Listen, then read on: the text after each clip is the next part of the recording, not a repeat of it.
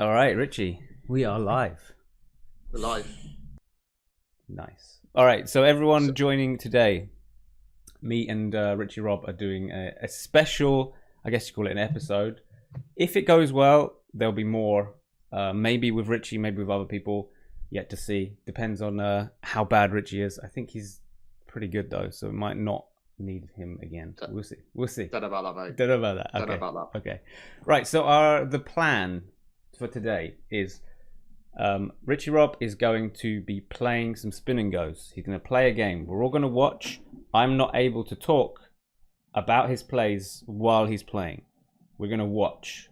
I'm going to interact with the chat. I'm going to chat with you guys. Probably through text. I don't really want to.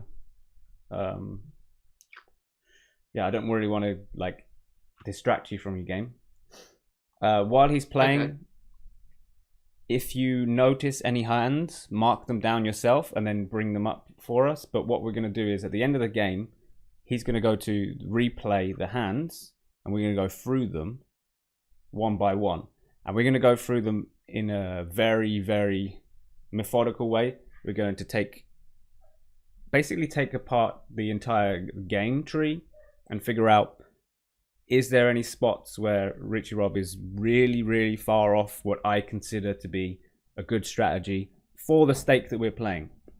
So, RichyRob did a poll yesterday with the chat asking what limits to start with, and they all decided, I think it was quite a big vote for $1 to start with.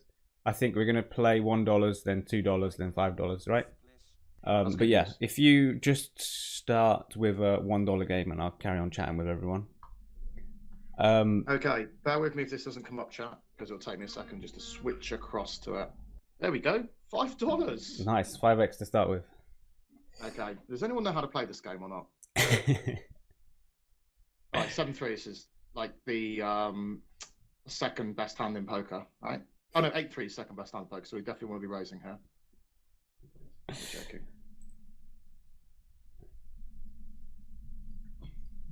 Oh, new sub. I need to mute myself. I should mute myself.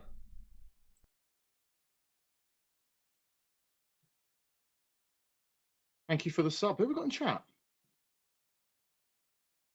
LJ Poker, welcome. Yeah, 5-2 going to be folding as well. I think I'm going to make a bit of an adjustment. I played over 1,000 these when I first started out, so I'm going to make a bit of adjustment by we're going to play a little bit tighter than we should do, because these guys just aren't.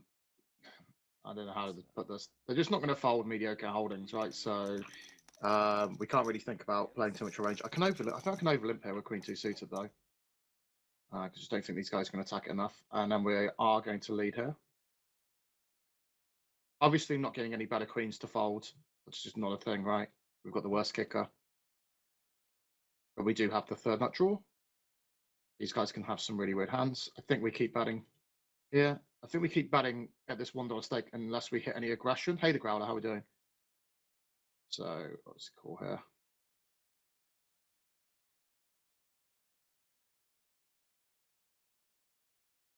We see the min click, which is quite hilarious. Cool. And they've got 7-5. Damn. Damn. Okay, I'm gonna make a little note. Spins, min raised, turned straight.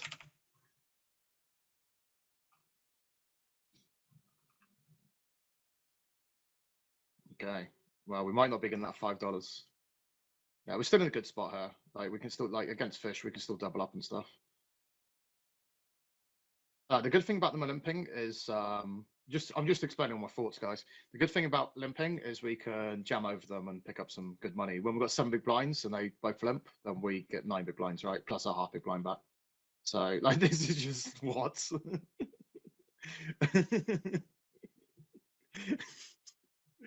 This guy obviously doesn't like money. Okay, less than 8 big blinds, we ought to be shoving any 2 broadways, suited or not. Any 2 broadways here. So I forgot it's a $1, right? I should have known the 5-7 off. Okay, it's a little bit too late. Hi, I'm Richie from England. I am, that is me. I do donate everything to stream, thanks. It's very rare to see me play 1-2, but I do still play it. How are we doing, James? We can talk about life whilst I'm playing, it's fine. Unless you're writing notes. So we can still talk about life and what's going on. What's the big plans for OP Poker this month? Jack 3 suits going on by the blinds. Big plans for OP Poker this month. Calls. So really, we're just trying to continue on from what we were doing beforehand at the moment. Really? I did have some plans to do cash games, but I've pulled that back and going to be doing more spin and go related stuff. So I'm just sorting that out. Let's flip over to the replayer and let's go back to the start. Okay. All right. Why is the replayer all cowboy? Okay. I don't know. It's... Can you sit? Are you able to sit in the right position? No. Oh my god! What the hell is this? You don't know this about the replayer. It's rubbish. I never had this problem. The replayer is really bad. The only good thing about the replay is you can make notes. What? You can't do that on other sites. So yeah, that's the one good thing about the replayer. That's hilarious. All right. Okay, so I followed this pretty easy. Okay, second hand. Right. So button range. What from 25 big blinds? Can you tell me what kind of range you would use against two complete people you don't know at all? All right, and you're playing micros. Yeah, let's go with micros. Yeah. I probably like any 9. So like, but when I say any 9, I don't mean 9-2. I mean 9 being the lowest card. So like all my ace 9, or my king 9, or my queen 9, offsuit. Yeah. Any suited ace king, queen. At micros, suited jacks as well. Yeah. All pairs, of course. Pretty much all suited connectors and a few suited one gappers, like 10-8 suited, 8-6 suited. Yeah. Okay. Yep. So you can't see, unbeknownst to you, but I've just pulled up what GTO does in this spot. I figured the best way to start is just to show what a solver would do, and then explain why what RichyRob is saying is true, in that you want to be a little bit wider in the micros. So when you're playing in the micros, unless sometimes on lower multipliers, sometimes people go completely crazy on the lower multipliers. But in this game, there's a 5x multiplier, so we're going to expect everyone to be fairly competent, not going completely insane. So we're also expecting them to be quite passive. On the micro games, much more likely that opponents will flat hands that you would free bet, like ace jack, for example, right? It's a fairly classic hand that RichyRob would free bet shove. They're going to flat. So because of that, we can be really nice and wide. So RichyRob was already saying that he would raise all the suited kings. You could probably raise all the suited queens and jacks. One thing that you did say that's a little bit different. I did say that. One thing that's a little bit different, I would say, is you can raise a lot more suited connector type hands. You can go for like 8-5 suited, 9-6 suited. You can go even wider, maybe 8-4 suited, 7-4 suited, if you're playing against a pool that's passive. And in the $1 spins on PokerStars, as long as it isn't a 2x multiplier, you can go that wide, because they will let you see a flop. They play so badly post flop. You've got position. You're going to run them over. So it's really good to see that RichyRob's got a good idea of how to play at that 25 big blind stack depth from the button. Let's just go into the next hand then. That's good. Okay, cool. All right. In the big blind, 5-8. Okay. Do you want to? Yeah, okay. So right, we've already got one thing to note. So Smoke the Pot has done something that you never do, right? You never make it 3 times. Oh, I do as an exploit now and then. Okay, so can you explain about when and why you do that? Yeah, so if we've got some people that are calling way too much in the small blind, calling way too much in the big blind, then I will make it 3x with like some really strong value hands, which is obviously really exploitable if they know what I'm doing, but they don't know what I'm doing because they are we're exploiting them, right? They don't have an idea what's going on because they're fish, right? Mm-hmm. So there are times that I will open, which people will say is naughty, and the first thing you'll learn at any schoolers, keep your opening sizes consistent, which is true. But when you're trying to exploit players, you can adjust it. So I will open to like 3x against massive fish, who are also just going to call you down if like third pair or something, and you've got a really strong holding, and we've got position. Yeah. So generally speaking, on these micro games, if you see someone 3x, this is all you need to do is if you see that, you mark them recreational. Now, what you just described as a exploit is good, but 95 out of 100 or even 99 out of 100 people who do that size are going to be recreationals. So when I talk about these micro stakes for spinning goes, I generally never bother making a note on someone ever, because it's so rare you see them again. I know people who are playing thousands of these games and you very, very rarely see the same person again. So generally, if I'm going to make... I have. Sorry. Okay, good. I've lost my train of thought now. Sorry. Yeah, if you make a note, I rarely make notes on $1 tournaments as well. Yeah. So yeah, just label.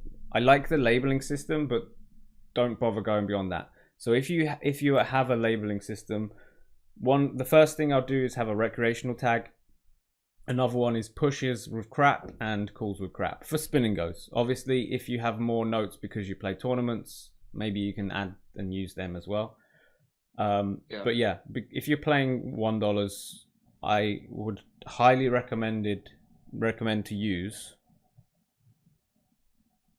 just the label system. Don't use the note system. I think one adjustment I can make to my game, which I don't currently have because I make the note instead, is to have the pushes with crap, calls with crap. Yeah. Because that's going to save me writing a lot of notes. Yeah. I mean, in Spin Max is also really useful, and I know you play them a lot. Yeah. It's really important in those as well. But yeah, as a general rule, everyone watching, if you're playing the $1 up to the hundreds, if someone's 3xing, they're going to be a recreational 95+% of the time. So just label them whatever that is, and that's it. Yeah, just as another exploit here, we want to be shoving the strongest parts of our range over this player. And the reason why is because when they 3x, their idea of a strong hand is not that strong. Their idea of a strong hand is like ace-6 off. Yeah, that's their idea of like, I've got the nuts because I've got an ace in my hand, not I've got a really strong hand. So we want to be shoving, the top of our range. Like when I say top of our range, I mean stuff like even like ace-10 off, we can shove here profitably. So sorry. When you're facing a 3x, can you explain to me what kind of range you would use here? So I'm just going to pull up what I don't have what GTO does against 3x, but I do know what it does. So I'm just going to have to explain. That's fine. So I would shove all of like the big hands. So all of our pairs, like 8+. Yeah. Would shove a lot of the ace Broadway, probably all of the ace Broadway. So ace-10 off plus, ace-10 suited plus will be shoving. Mm-hmm. Probably king-queen suited plus. Mm-hmm. Well, that's not a thing, right? King queen suited, probably king queen suited. But I think we actually start flatting some of these as well. So like king jack suited, we can flat. I don't think we need to be shoving that, even though their range is really strong. We can shove king jack off instead, or we can 3-bet king jack off. But I think we just shove against the 3x. Yeah, I think because they're going to call with such weaker range. I don't think we should ever have a 3-bet not all in range. I wouldn't either. It just complicates things. So I think it's just a shove or fold. So I would say in this spot, if you're playing against something that was actually playing in a good way with a 3x range, it's almost always from the big blind to be 3-bet shoving or folding. But we know that isn't the case, right? We know that these players, when they see post flop, they don't know what they're doing. So I think that the default strategy should be to just shove the top of your range. If you see them fold, then you add the hands that you would have just called with, because most of the time these guys are calling too much against the shove, right? Yeah. So as soon as you find out they do fold, you get a huge amount of fold equity, because you get a huge amount of a reason to shove because they've already put 3 big blinds in rather than 2. It makes it even better to shove, just to take those blinds away. You've already got 4.5 big blinds in the pot. This is quite a lot. Yeah.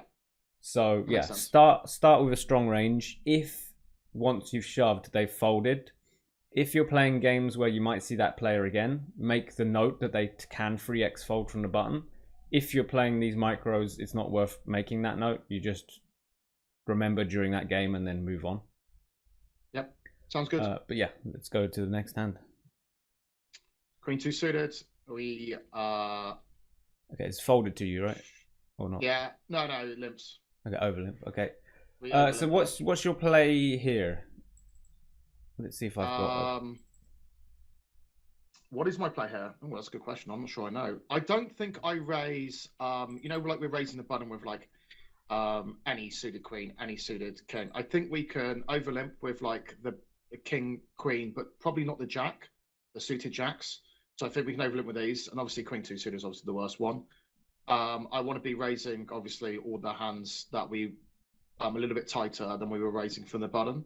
So again, I would probably do all of the broadways against this guy limping, especially if they're limping all the time, all the pairs. Raise some suited connectors, not raising the 2 gappers, not raising the 1 gappers, and just overlimping a lot of those. What about low pocket pairs? Low pocket pairs, I think up to 6s, I'd probably up to 5s, I'd probably limp and I raise 6s plus. Okay. That might be a mistake. So in this situation on the micros, nearly a very, very large portion of the button limpers have very few traps, and if they are, they're normally aces, kings, and queens. So we take advantage of that by shoving all the offsuit aces and all of the low pocket pairs. Just shove them because we're getting so much fold equity from the button limp. It just prints money. It just prints money. So that's a one exploit that we do against the pool. That's on low stakes. On micro stakes, it should be the same.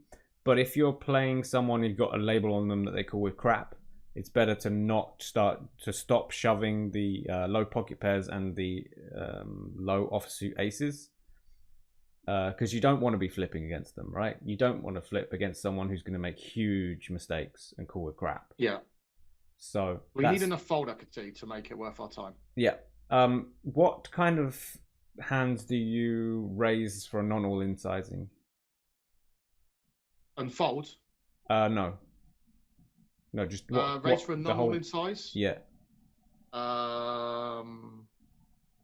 Probably a lot of our king broadways, queen broadways, suited queens.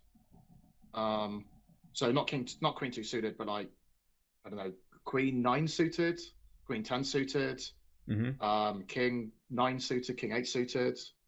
Yeah, those kind of hands. 9-8 suited, I think, is a sexy hand to be not shoving. Yeah. Also all of our premiums, like we're not jamming 10s plus ace king. Yeah, that's about it. Like, and what kind of sizing are you using when we're over 20 big blinds deep? Against these fish, probably raising this here to 5 big blinds. Very big. Okay.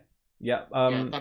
There's really big, but it's against these fish, right? Yeah. So on the micros, I definitely agree with what you're saying here. Big sizings. If you're playing very soft games as well, like some spin maxes, the 5x is really nice. Really juicy play.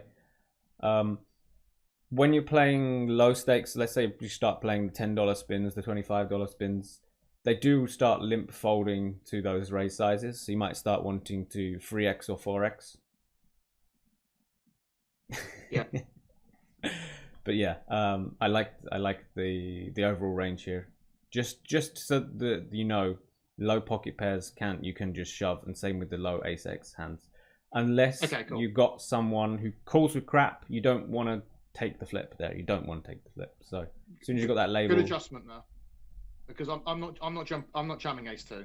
Like I've not been jamming ace 2 here. Yeah. So there's some good adjustments to be made here for me. And I wasn't jamming pocket 2s before, I don't think. Yeah. So cool. All right, so let's see how it goes post flop. Okay, nice flop. I don't really have it. like It's not a the donk. fact that you lead out here. What's your kind of game plan in these limped pots? Like, what are you planning to do with your monster hands? What are you planning to do with your top pair hands? Let's start with them, monsters and top pair. I think I should just be leading with all monster hands and all big draws because we're going to get calls from second pairs on here for sure. Yeah.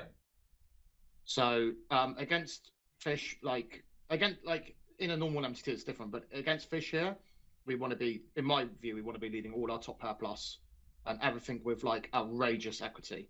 So like obviously combo draws, even like strong flush draws with overcards, we can lead because these guys can't take pressure from two bets. So we can bet here, and if they don't improve on the turn, they just can't. They can't call anyway. I know we've got top pair this time, so we're balancing it by actually having something where if they do call, that we're going to beat them a lot of the time. Yeah.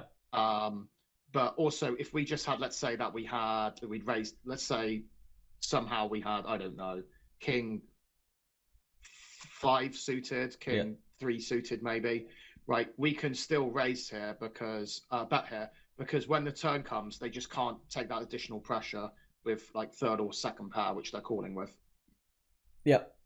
Okay. So I just wanted to figure out if you had any slow plays here or checks or traps or whatever. Yeah, I mean, if we got like, I mean, I can't see, we don't have these hands, right? Like queens. Mm-hmm. Right? So we'd obviously slow play queens here because but you don't have that, a little bit too hard. Yeah. Do we have any slow plays? 5-7 suited?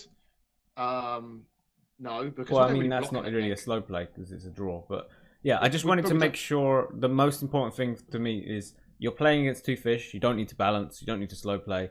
You know you're going to get called by pairs. You know you're going to get called by gut shots. You know you're going to get called by all kinds of crap.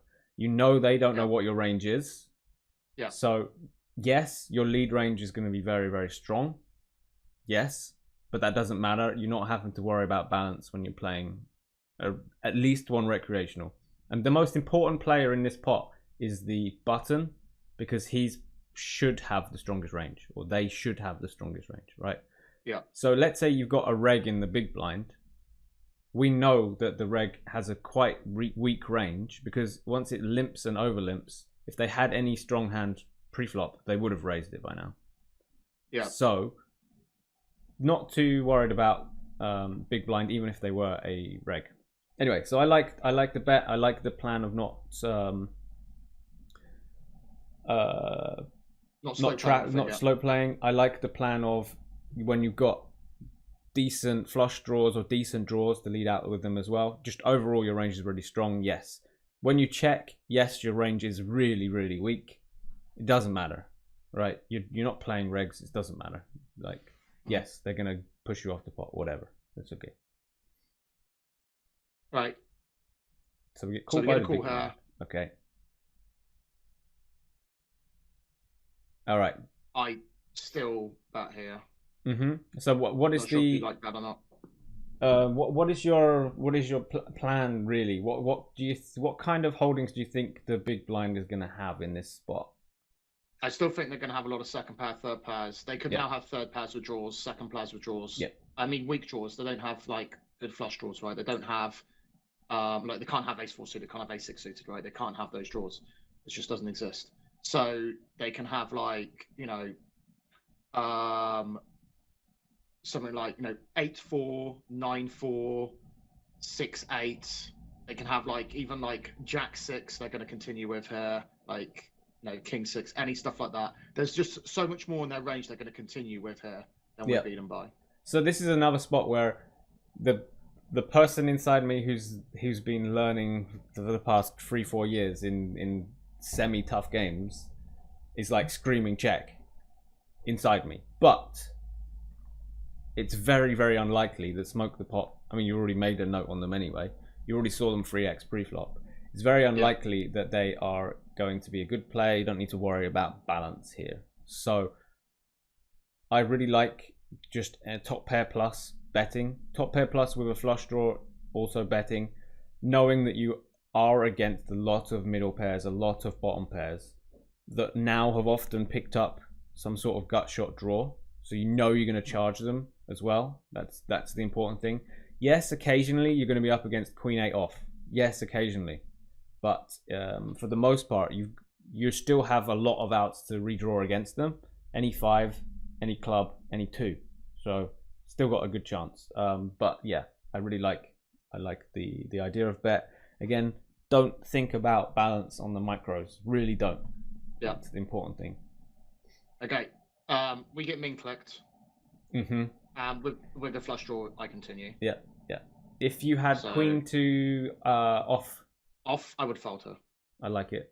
Yeah. Yeah. I just can't imagine. And if they're bluffing us, so be it. Yeah. Right. That's just tough luck, right? Let's not worry about it. Like, people don't.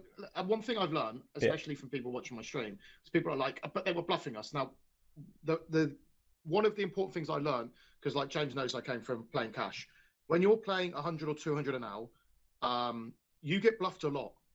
You get bluffed like to the most ridiculous. Like when I was playing 200, like you got bluffed all the time. And you need to get it in your head that you are going to get bluffed a certain amount of times, and you're going to fold to bluffs. Similarly, you're going to bluff an outrageous amount as well in cash games, and you're going to get called, and it's going to be like, oh, well, there goes 100 big blinds, right? There goes a stack. So you need to get in this mentality of you can't always be right. You're going to lose some hands, and if people bluff you, don't get upset. Just like, okay, play against the range. Give ourselves the advantage. And people bluff rarely at these stakes as well. Yeah. Now, what they do instead of bluffing is they overvalue their hand. So they could be min raising here with queen 10. They can do that because they think that's the nuts on this board. So that can happen, and that's the only. And then we're not really getting bluffed. They're just overvaluing a hand. So yeah, that's why we have to continue, obviously, with like the really strong parts of our range, because these guys overvalue their hand. They don't just have 5-7 here. They can have some complete nonsense. Yeah. They've obviously got all 2 pairs as well, right? They're rarely raising any flush draws though at this stake. Yeah. So at this point, I kind of think I'm behind, right? I'm like 90% sure I'm behind. But you've got really good odds because they made it the raise size way too small. Yeah. So yeah. And then the 7 comes, and they bet 18. I probably should fold here actually. I'll tell you why I should fold. Not because they have the straight, but because actually a lot of those hands we said we were getting value from here, and we've got this pyramid, right? So what's happening is their range is really wide. Starts off infinite. Yeah. Then it narrows down when they call the lead on the flop. It narrows down here when they raise this. It narrows down even more. And we said, like, what are we trying to get value from? So we said all of like 5-8 we're trying to get value from, 6-8, 4-8, all of these hands. Also, loads of hands with 7 in it. 6-7, 4-7. No, ones that we think have maybe picked up some extra equity. Guess what? That 7's actually a really good card for me to fold on, because we don't beat anything now. Like, we only beat some outrageous plays, and the 7 brings in a lot of 2 pairs. It brings in a lot of straight draws as well, which potentially they could have. Yeah. So yeah, I should have just folded here, but I was like, odds. Yeah. It's 80. Yeah. And I don't think they've got a queen, and I think maybe they might have missed. But actually, I think if this was like an ace, a king, or a jack, or a 10, then I think this call is better. But I think the 7 and 8 and a deuce are particularly bad. So we should just fold. Well, I would call a deuce because he could still have 2 pairs that he overvalues. Oh no, because we've got the deuce. Sorry, yeah, no. So deuce is if we didn't 2 pair up, I would fold the deuce. But yeah, so I think 7 and 8 are just incredibly bad. Yes. And we can call. Let's say we call with ace, king, jack, and 10, because ace and king they're bet small because now it's like, oh, I'm scared, right? A big card's come out, right? Yeah, I mean, when it comes it's to hard to different, fold for these because when it comes to different river cards, like you said, an ace and a king, you can make an argument for calling. But yeah, I think this 7 or an 8, or if you didn't have clubs and clubs complete, like things like this, you probably want to be folding anything that isn't a very good top pair. So like you said earlier, they could be overvaluing a hand like queen 10. So if you have a hand like king queen here, you just got to call. just because of that fact they can overvalue the strength of the hand. So there's a certain hand strength here that you just cannot fold because of that fact. Queen 2, on the other hand, I think it's a bit. We've got the worst kicker. Yeah, and you're beating by Queen 8. Queen 8 plays. Yeah, I think this is a mistake. I should have just folded. Oh well, we called. They have the now. Look how big we bet on the flop. So you know when like we were leading the flop. Let's just go back to this point. We bet like 2/3 pot here, and they called, right? So this is the kind. These players are going to call these, and then once. Oh yeah, I mean you would as well, no? What with 5/7 here? Yeah, against with position, but these guys, you know, they're fish, so they're going to call a lot worse than this. But then we can make a range of what they're doing, right? They're playing super passive. They're playing 80% of hands. One plan I did say was I was going to fold 20 aggression, and we didn't stick to that plan. Like we obviously call here because we've got the monster draw. Yeah, just for but the then outs. But we should stick with the plan of like, look, if this guy's, you know, min raising this stuff, if he's doing any sort of aggression, we should be folding to it. Yeah. So that's another reason to fold here. Yeah. At what point do you think it's okay to call? If he bets 40, if he bets 20, at what point? Obviously, I think just a min bet. I think a 2 big blind bet actually probably should fold. Still. Yeah, I mean, I just wanted to point out on the micros, you often just get min bet on the river for God knows what reason. If you have anything of any bluff catching value whatsoever, you call that min bet. Yeah. But I think 2 big blind we can fold. Yeah. If we were deeper, just out of interest, and an ace or a king came, and they bet like 2 big blinds. Yeah. Or then I knew they were a weak player, I could be tempted just to jam it in and turn our hand into. I would never ever do that. The turn click raise is just so fucking scary for me on spinning goes. It's so scary. I guess we're not getting anything better to fold. That's the problem. So yeah, maybe not. Okay, right. Spew jam incoming in a minute. All right. So now we're how deep are we? We are 20. We still got a decent. We still got 10 big blinds almost. We've got 8 blinds. So let's just talk about that spot. Let's go. How deep are we? All right. So at this stack depth, are you playing push or fold, or are you still raising? 100% push or fold now.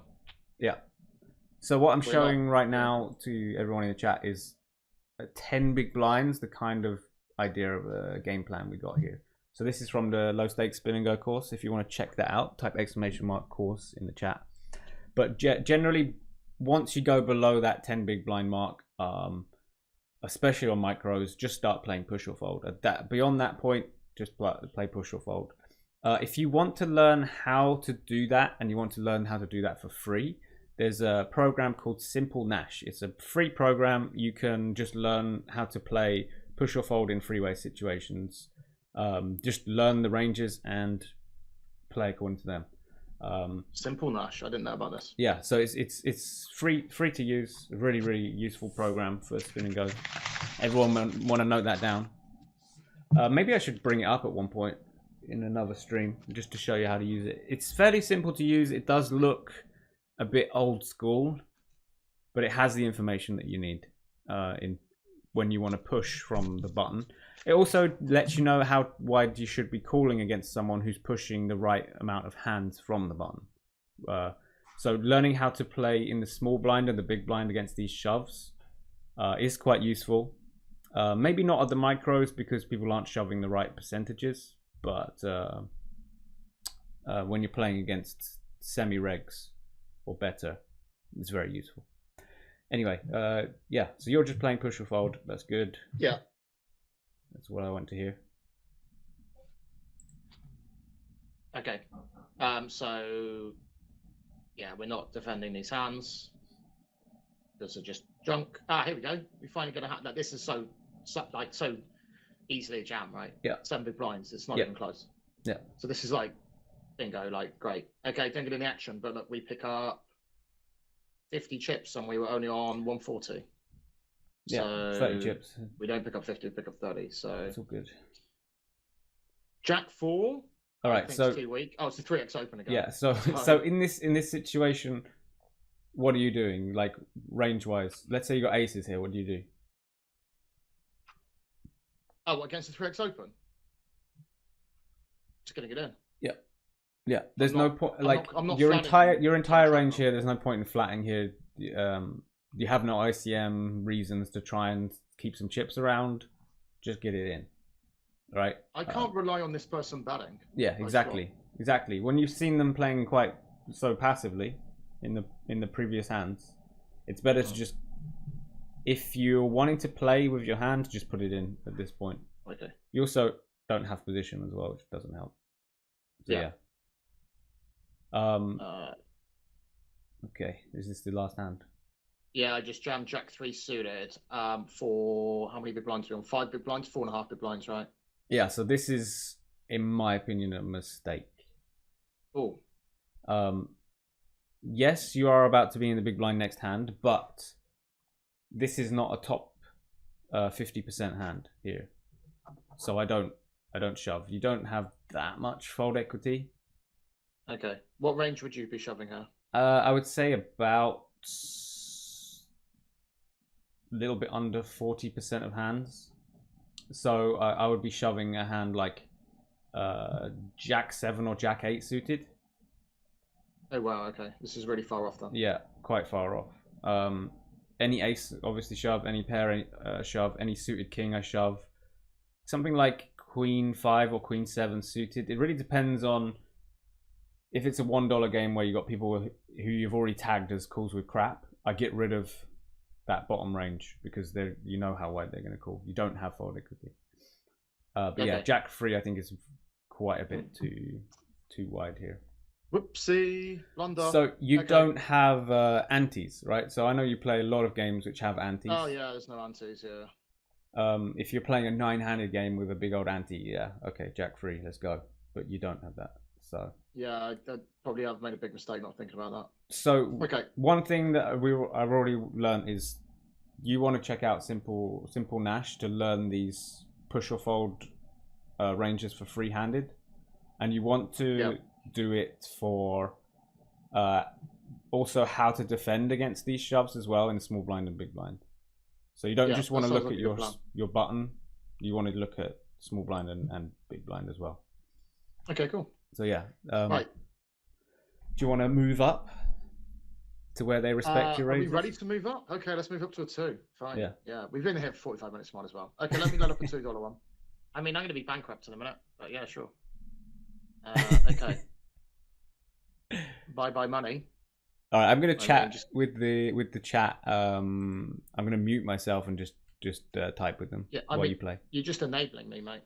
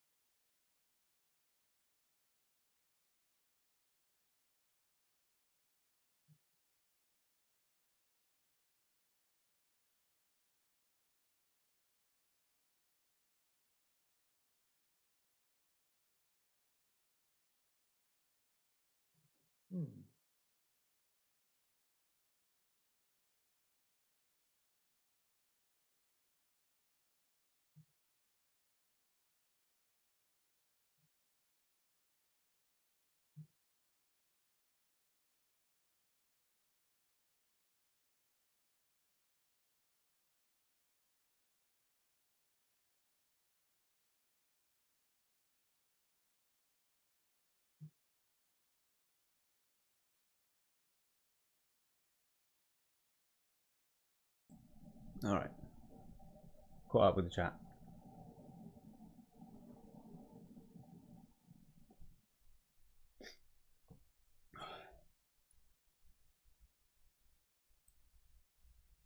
So what's this label you got on them? The green Just one. fun player. Okay. Oh, that was a quick one. That was a quick one, James. Let's just quickly go through the hands. I didn't see too much action, but Yeah, to be fair, I shoved because they're playing every single hand. yeah.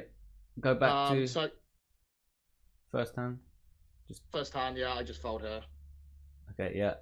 We talked they about limp button in, range already. and they no information gathered here. They open. I defend Jack 7 suited. Yeah. I check, and they overbet jam. So yeah. Okay. Fun player. Yeah. So I just noted them straight away. Yeah. Here we pick up ace deuce, which Okay. So from this position, small blind versus big blind, 25 big blinds deep. What is your general game plan to start with against an unknown? I'm going to pull up a solved version of this. Small blind versus big blind. All right. Okay, so I'm going to min open all min open 10s plus, ace king, ace queen suited, ace jack suited, all of those lot. I'm going to limp in with some suited kings, and some lower suited ones I'm going to open. I'm going to limp in with some smaller pairs as well, like 8, 7, 6. It depends how aggressive they are, right? But just as a general, non-complete passive person, going to limp in with some lower pairs as well, and going to be opening a lot of suited queens. Also going to limp in with some suited connectors, but min open stuff like Jack 10 suited, but like 8, 9 suited, 7, 6 suited limp in. Okay. Some of those limps are actually limp jams. Yeah. Yeah. But when you're talking, I'm guessing you mean the pocket pairs? Yeah, so like 8, 7, 6s, we're going to be limp jamming. Yeah. We're also going to be like min opening like stuff like King 9 suited, King 8 suited, so that we can limp in with some other of these suited ones as well. And we're also min opening with aces, kings, queens, Jacks 10, so that we disguise all of our range. Unexploitable is what we're trying to do. Yeah. All right, so I got this a is lot. A lot wider. I got a lot to talk about in this one. So yeah. Why are you? What raise size are you using? Are just you a 2x? Just a 2x. Okay, so the first thing I'd say is when you are 20 big blinds plus. I would make it at least 2.5 times the big blind, at least. Okay. Reason for that is most players, even these days on the micros, aren't overfolding anymore. So the min raise used to be a good idea because people would overfold. Used to be. But these days they're not. If you ever see someone who is being quite nitty and tight, yes, min raise and start min raising almost any two. Because if they're not defending 50%, you auto profit. So this is like the dream. One, you've already got a mark on this guy to be a fun player. You definitely, if you're going to raise, you want to make it a bigger size. So 60 or 50 chips. A hand like ace 2, I personally like to limp trap this type of hand. But I don't really play the micros. I don't know how often they raise your limps here. So it's probably not the best play. My default in the low stakes, so let's say I'm playing a $25 or a $10 spin and go, is to limp ace 2. If they raise me, then I shove on them. Yeah. On the micros, I have a feeling, but I don't have enough of a sample to tell you. If you limp, they're generally only going to be raising quite strong hands, and they'll stack off with all of them. That's my feeling. Got a 60-40 at best, I think. Yeah. So. That's my feeling here. Yeah. So I would definitely dial down the amount of limp traps on the micros. So like you said here with pocket 8, 7, 6s, I wouldn't trap them. Maybe I would have a hand like ace jack that would limp because it can play pretty well post flop anyway. But that's probably the only trap I would use is a hand like ace jack. 2s, 3s, and 4s, for simplicity's sake, I'll just shove into them at the micros. You want to keep things simple if you're playing the micros. You're just trying to build up a bankroll, right? You don't need to be going too crazy. But in this situation, you're up against someone who shoved how many times the pot? Was it like 7 or 8 times the pot? Yeah. You want to be playing as many hands as you possibly can against this opponent. So anything connected, anything suited, just get in there. Anything high card, get in there. As soon as you hit top pair plus, hope that he shoves, stack off, right? So in the example that I'm showing you is like a solve of how to play for 25 big blinds against someone we've noted as a mega fish, basically, who's shoving it 7-8 times the pot. Add all the suited hands, add all the connected hands, even a hand like 3-2 off, because if you flop a straight and they shove, it's the dream. So yeah, I'd widen up my range. I'd limp a lot more. I would keep the pot as small as possible, a lot more against someone who just likes shoving, because they make huge. They're making huge mistakes. They're not looking at their bet size in relation to the pot size, and you are. Yeah. So it only makes sense for you to keep the pot quite small to allow them to make even bigger mistakes. So them shoving 3 times the pot is nowhere near as bad as them shoving 8 times the pot, right? Yeah.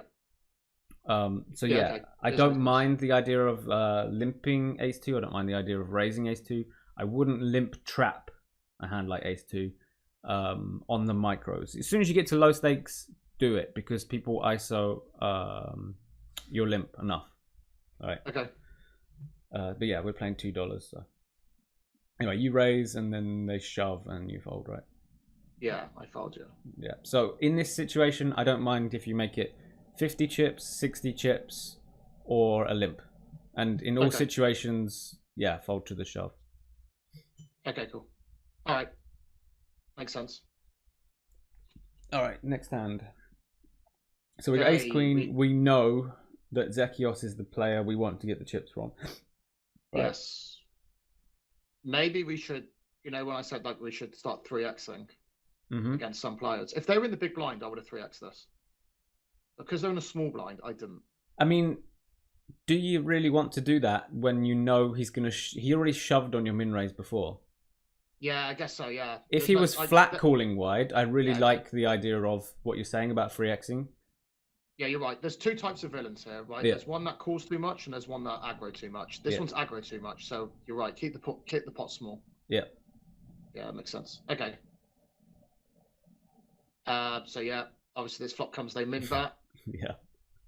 I call because it's just treated like a check. We pick up some extra equity. Yeah. Min bet again. I can't fold here because we're getting the direct odds. Yeah. And then min bet here. And just because it's 20 into 180. This is what we were saying in the previous game, right? As soon as if they min bet the river, you just call. We got a bluff catcher. Yeah, exactly. We got a bluff catcher, right? Yeah. And then they have 4-6 suited, and they've turned it into trips. Yeah. So, yeah. Actually, have no idea what he's thinking or doing. Well, it's just a fun play, right? Yeah. It's just a fun play. Yeah. Now, because they're literally playing every hand. Yeah. I have decided to jam here. Yeah. And I'm not sure if you're going to agree. So I think off is so ahead of their range. I think as long as you don't fold, I don't think you're going to make a big mistake here. You go with the shove. I would personally try and take a flop, knowing how bad this guy plays post flop. Yeah. But honestly, shoving is fine, and if you're playing the micros, you do want to keep things simple anyway. So I think, yeah, shoving is a completely viable option. There's only a slight difference in EV if you take it post flop. So yeah, I do like the idea of shoving. If they were playing post flop but were only playing 40% of hands, I say the word only 40% of hands. But if they're only playing 40% of hands, 50% of hands, but when they're playing 100% of hands, that's when I prefer to shove, because they're not just going to call with ace 4. I've just screwed up. Sorry. Can you go through the hand history of this whole game? Ace queen. Go ace queen. Ace queen. Yeah, sorry. All right, let's go through this one. And just talk about this. All right, so he leads out. You've got ace queen. He calls, and he's just calling down.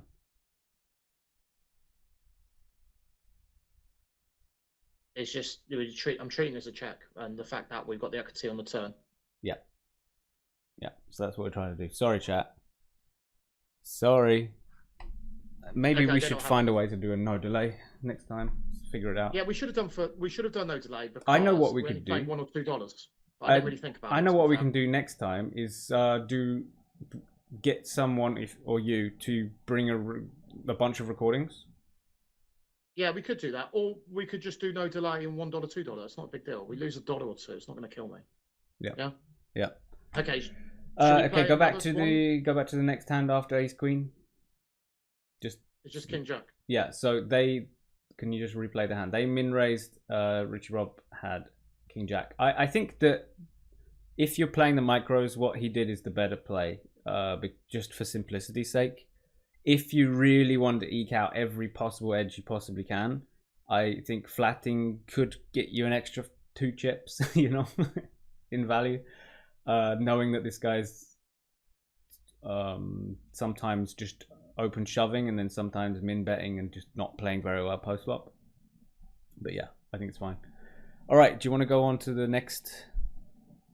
Yeah, let's state? martingale it. $5. Let's go. Exactly. $5. It's bankroll management we're doing to here, guys. It's been a long time since I played down here, to be fair. A long time. Oh, I thought he said 60. Got excited. I tell you what, if we win this though, I'm actually up. Yeah. In for $8. Martingale. Yeah, that's a joke, guys. Don't do the martingale system. Like, seriously, don't. There's a really awesome old 2+2 thread of people doing martingale heads up hypers.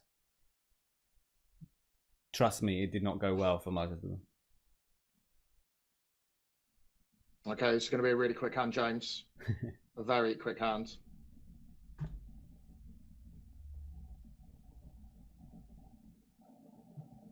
We will discuss that one afterwards. Yeah, we're definitely discussing that. I know it was fun. I know it was good plays. Let's not worry about it. No, I mean, it worked like a charm. Okay. 25 big blinds heads up. Oh man, this actually is probably. We're going to fold the first one, but I'm just going to tell you my thoughts so we think about it later. I'm going to fold the first one, but it's like actually probably a Nash call. I need to play with that simple Nash thing, but I don't think we should be calling because they're not shoving correctly.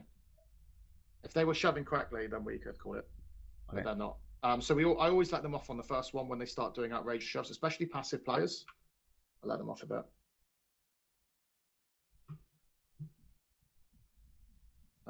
Okay, we're really deep, so I probably shouldn't be limping. I think. I'm not sure they're passive when this happens. Okay, so we call the pot's going to be 30. I think we put it in. Yeah, and if they got a better queen, so that. Oh, they have. Okay, they are passive. Oh, we renege. Oh, we get lucky. Yeah. Martingale for life. Oh, when a player bets 10 big blinds, bets pot, we should automatically assume that they're a fun player and they've got a big hand. Yeah. But it just seems so crazy to me. Like why? Like maybe they're just getting frustrated and they've got ace high. Yeah. But we'll cover this hand now in the replay. Sorry guys, that was just a pre-all luck box. I'm up $2. Let's retire. I mean, one thing I really want to get across is, if you have the bankroll, in my opinion, it's like $5 spins is the best limit to start at, because I don't see too much of a difference between the 25-cent to the $5 personally. Yeah, I mean, think I agree. If you've got if you're using that simple Nash, right, two things.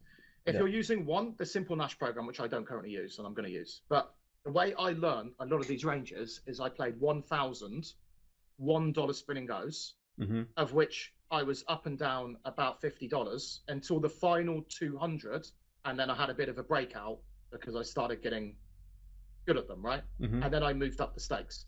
So that's how I first started, and this is like 2.5 years ago, 3 years ago. Yeah. So that's how I did it. But now you've got OP Poker course, which can give. I've done the course. It can give you a massive head start.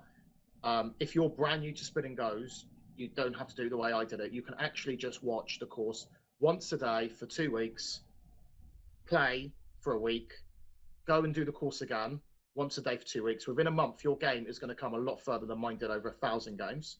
And these tools like Simple Nash, talking to people about it. When I started 3 years ago, there just wasn't any of this stuff. Yeah. It just didn't exist. I Yeah. was trying to learn it on my own. I was studying heads up, not three ways, and I was trying to work it out. So that's kind of the only point I want to make to chat, is that everything's there for you to learn, and because of that, you can jump in at the $5 level. The only reason I jumped in at the $1 level was because I was punting away. Right, I was trying to work it out. I was trying to work out, how do you play this game? Yep. Trying to learn it, like treating it like play money, Yep. where people aren't just doing outrageous rubbish. Yeah. All the time.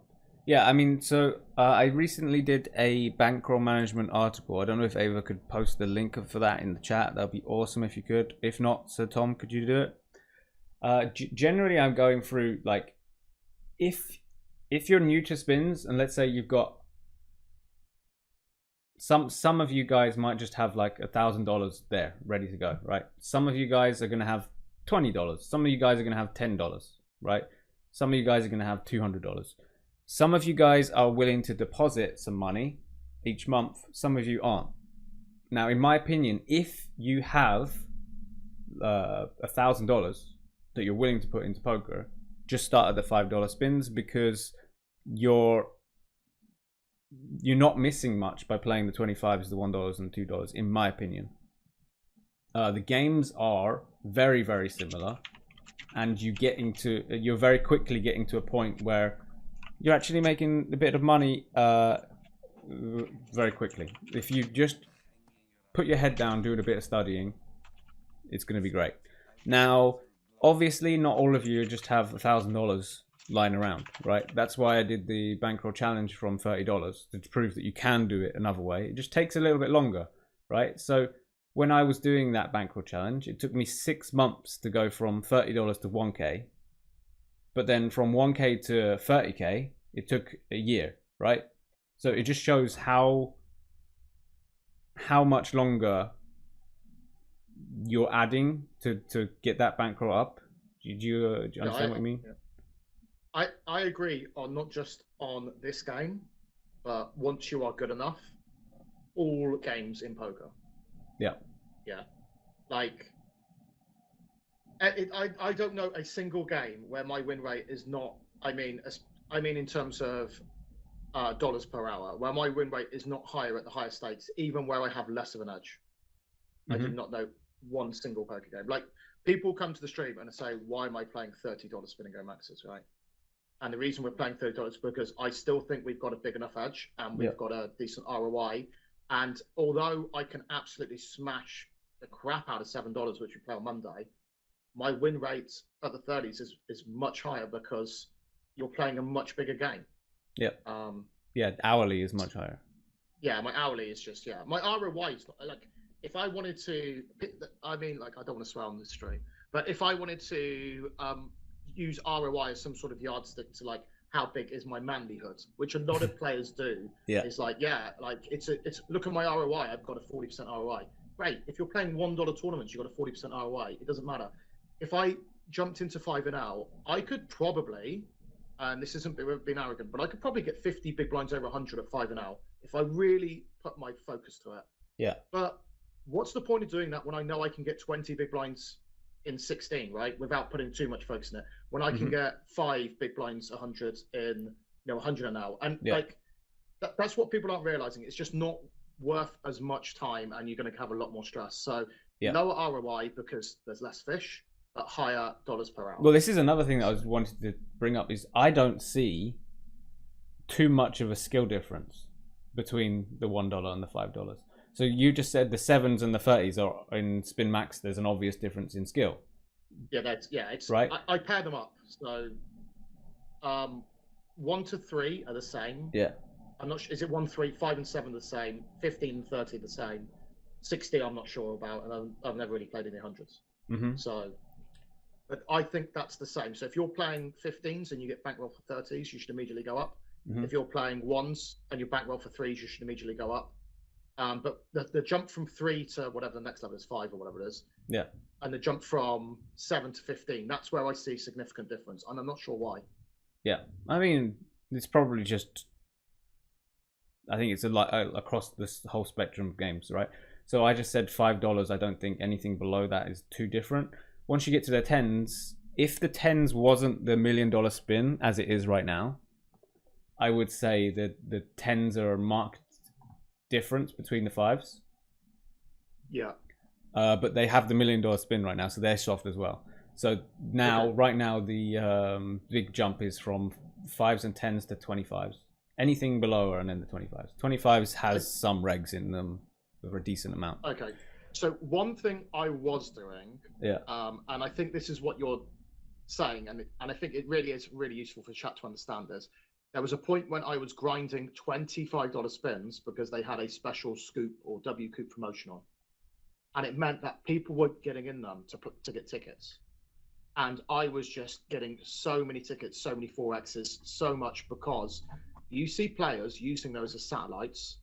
Who, and as you all know, satellites are the softest tournaments on the whole of PokerStars, irrespective, right? So you get people who are playing $25 ones who would not normally play a $25 tournament, who would not normally play a $25 satellite, but they're trying. Oh, I've got a 1 in 5 chance. Maybe they're thinking, I don't know the fish logic of getting a ticket, and because of that, the field's a lot softer. Now, what Jay's saying at the moment, the $5 spins up to 50k. The $10 spins up to $1 million. When you get your tablet out, you're sitting on your sofa, which a lot of these people are doing. Oh, $1 million? $10 doesn't matter, right? Yeah. They're going to play, right? Yeah. Recreational players are going to be drawn to the big numbers. Yeah, that's the reason why it's so soft for sure. It has an extra 1% rake, but I think it's always worth it in those ones. 1% rake's nothing. When you're a winning player, 1% rake's nothing.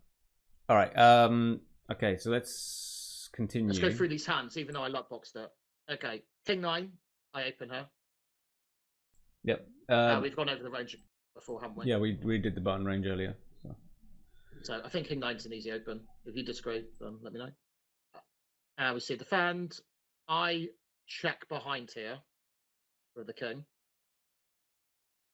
I'm not sure if you would have checked behind. I don't think there's too much value in betting here. So this is a board texture where you have such a range advantage that you can just bet everything. Yes, I do agree with that, but we are playing a $5 spin. Yeah. No, I'm just saying, if you want to simplify the process, bet everything here. You don't have to think about it. It's all high cards. Yeah. This is it. So right. $30 spinner max, which I obviously know a bit better. I would 1/3 pot bet here. Yeah. But like for everyone watching, I would recommend taking the easy route here and just betting everything because it just saves mental energy. But yeah, we can talk about right now how RichyRob here is about to maximize the value of his hand, right? Because I don't think they've got an ace, but I'm not getting an ace to fold, and I'm not getting value from too much. So if I bet here, they're going to fold a lot of their hands. This is the problem, right? They're going to fold a lot of hands, which they're not going to continue with. They're not going to continue with many tens, right? They can continue with like Jack 10, Queen 10, of course, but there's just not too many tens that they're going to continue with, in theory. Yeah, we do have a good kicker though, relative. Like if they've got a king.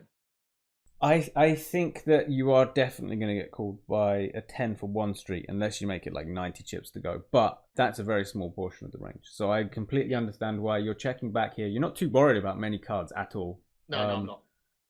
Yes, a queen and a jack are kind of bad, but you can get to showdown with your hand pretty easily in position, so you don't have to worry about it too much. So I get behind the check behind.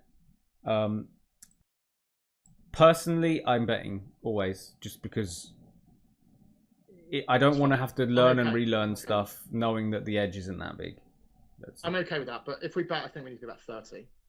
Yeah. With our entire range, everything we have that we open here, be about 30 if we're going to do that. If you're playing against the reg, you're going to want to add some large sizes in as well, but we're not playing.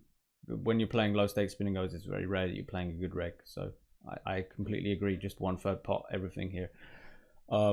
If you are going to check behind, you could. I think the best type of hands to do it with are the King X, pocket jacks, and pocket queens. Those are the kind of hands that I would check behind here. Those hands. I think maybe like the board's like, I know there's like some straight draws out here. Don't get me wrong, but I think we can also check behind some weak aces.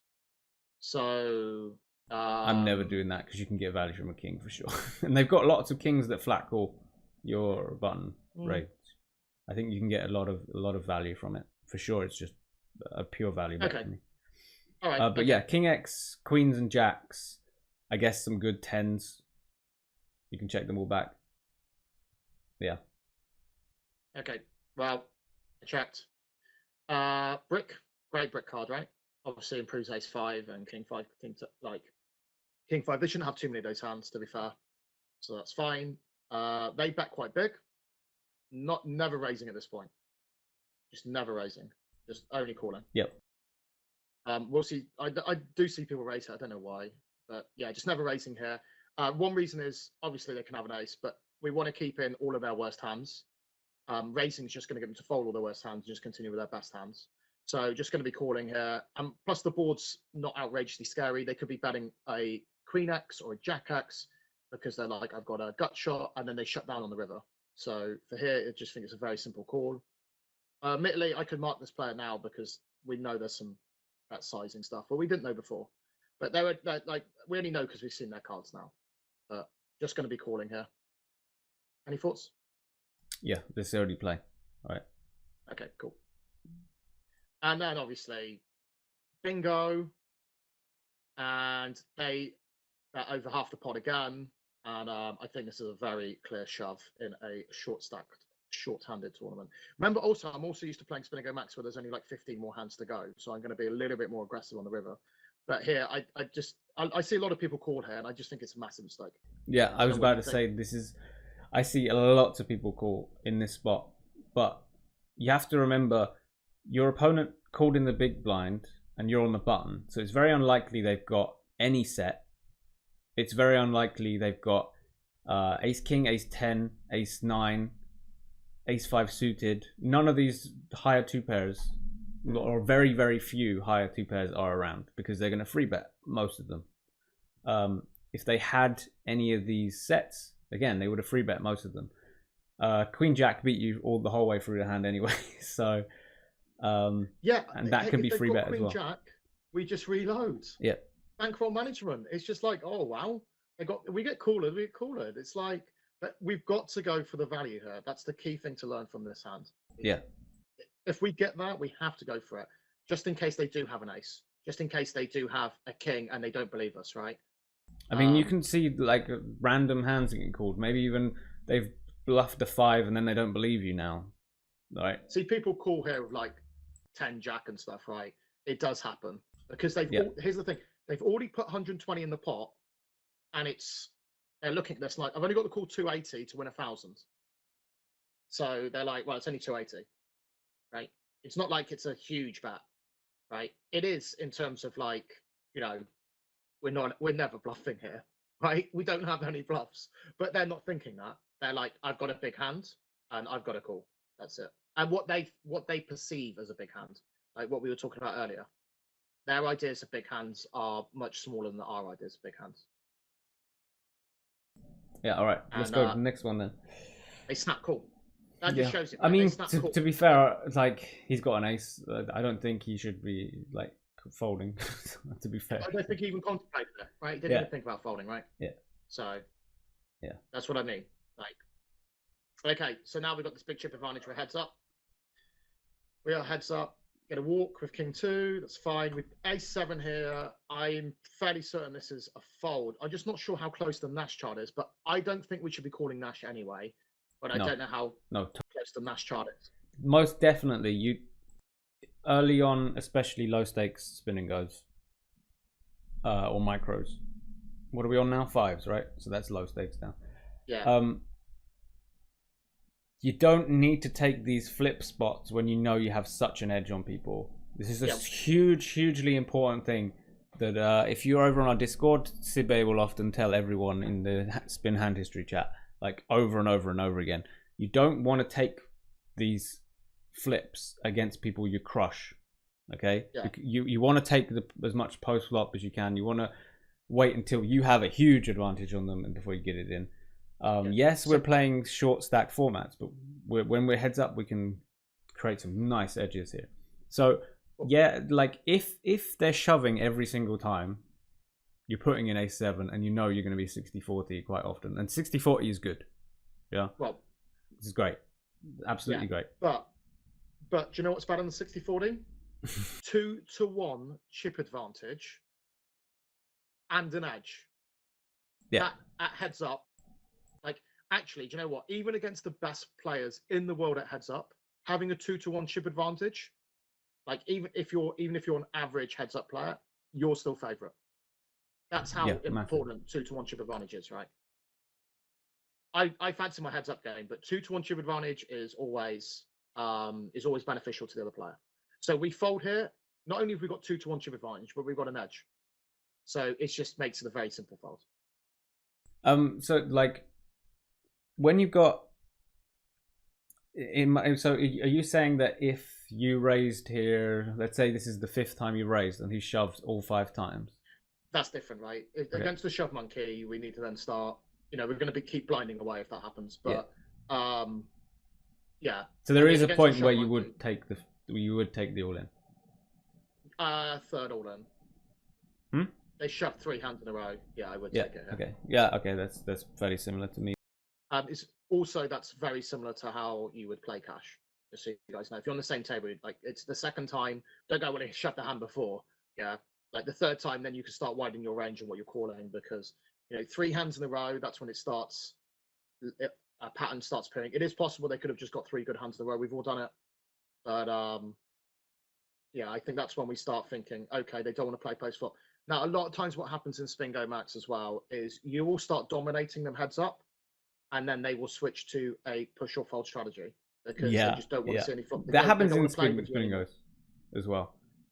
They start to realize you're limping and crushing them, and then they're just like, okay, I'm just going to pull up my Nash chart and just follow it. Yeah. So the adjustment I've made for that is I start limping a lot more. Because they just don't know how to fight back against limps then. Exactly. They're not sure where to shove, and then I'm limping with aces and kings and all my strong range, right? I'm just limping everything now. They just don't know how to fight against limps anymore. So that's the adjustment. You can tell the tilt that you're creating when you limp as well. You can feel it. Even if you can't see them, you can tell. It's quite funny. Anyway, it took me a long time to learn that strategy, if I'm honest. So anyway, we fold here.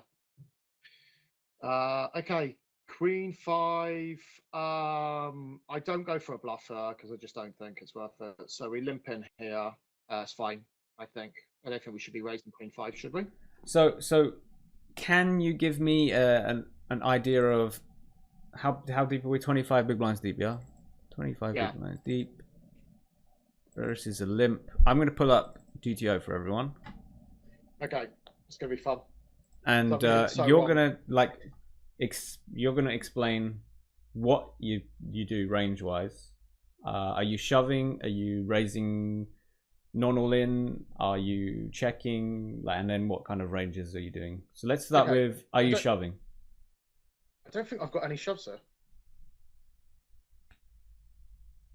I don't think I have any shoves. I can't think of anything that I shove here.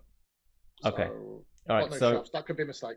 So next, what are you raising non all in? Raising non all in. And sorry, do you have multiple sizings or are you just one size? One size 3x. Okay. So, broadways suited, kings down to like a 6, suited queens down to an 8. Or gonna limp some of the suited connectors, I think. So like I like raising a7 suited and stuff like that. I think I'd probably limp that here, but I raised Jack 10 suited. All of the aces I'm obviously going to be raising. Probably kings down to king 8 off. I raise, and then I'm going to over limp with a lot of suited stuff. So and you mean check, right? Check, yeah, over limp, yeah, check. Sorry, yeah. So this is wildly different to what I do and wildly different to what Solvo does. I'm not saying it's actually that bad, to be fair. It's not. Let's learn. That's what we're here. So the ones that I would always be shoving, pretty much regardless of the player, unless they're the kind of person that is trying to give me their chips. Like sometimes you get those people who are just, for some reason, they're trying to donate. They're not just like shoving 8 times the pot. They're also shoving 8 times the pot with 6 high, right? Yeah. Those kind of players, I wouldn't ISO shove anything here. But anyone else, I am. And I'm going to do that with low pocket pairs. So I would personally do it deuces to 7s, maybe deuces to 8s if you're not comfortable with 8s. I did think, I wonder if the solver says deuce to 7s is a shove. I did think that. Well, the solvers do have some non-all-in raises here, but personally, to make things easier, I would prefer just shoving it. And 8s, it doesn't ever shove, but I know the edge between shoving and non-all-in ISO is quite small, so you can take it if you don't like playing post-flop in those situations. Another thing that I do like shoving is all the offsuit aces. So in the solver, it doesn't actually shove all the offsuit aces. So ace 3, for example, it doesn't. Ace 4, ace 5, ace 6. At this stack size, especially on low stakes spin and goes, people are not limp trapping enough. They're limp folding to shoves way, way, way more than they should be. So you just take the fact that you've got blockers to the ace highs that would be trapping, and you just shove all of them, and you just absolutely print on those spots. Absolutely print. So yeah, that's what I would do differently. It shoves hands like ace queen. This is not something I would shove, especially in low stakes games. I'm quite happily knowing that I'm not getting trapped too much. I'm quite happy to play it post flop. So a hand like ace queen and ace king, I don't really shove those. I also don't really have that many shoving bluff type hands. I do things like 5-4 suited, 6-5 suited as a shove every now and again. But for the most part, if you're playing low stakes spin and goes and you're playing against recreationals, they're actually quite easy to play post flop. You know they make post flop mistakes, so it's better to take it post flop. Are you able to see the screen right now and see the solver range? Yeah, apart from the all-in bit, the actual rest of it's actually not too far off. Like, I said I'd limp 8-7 suited more, whereas before I was raising it, and it's saying 8-7 suited here is a limp most of the time. Yeah. Check. So the only thing that like, if you said, what does the solver do? Yeah. The only thing I would have added in is it's probably jamming. I would have said something like it's probably jamming ace 7, ace 8, ace 9. I wouldn't have thought it's jamming ace 10, ace jack, ace queen. And I would have said 2s to 7s. Yeah. But I mean, 10-6 suited, really? Yeah, no, don't. There's no point in doing that because the post-flop edge you can get on these players is really nice. Sometimes what the solver is saying to do and what you should do are 2 completely different things. Yeah.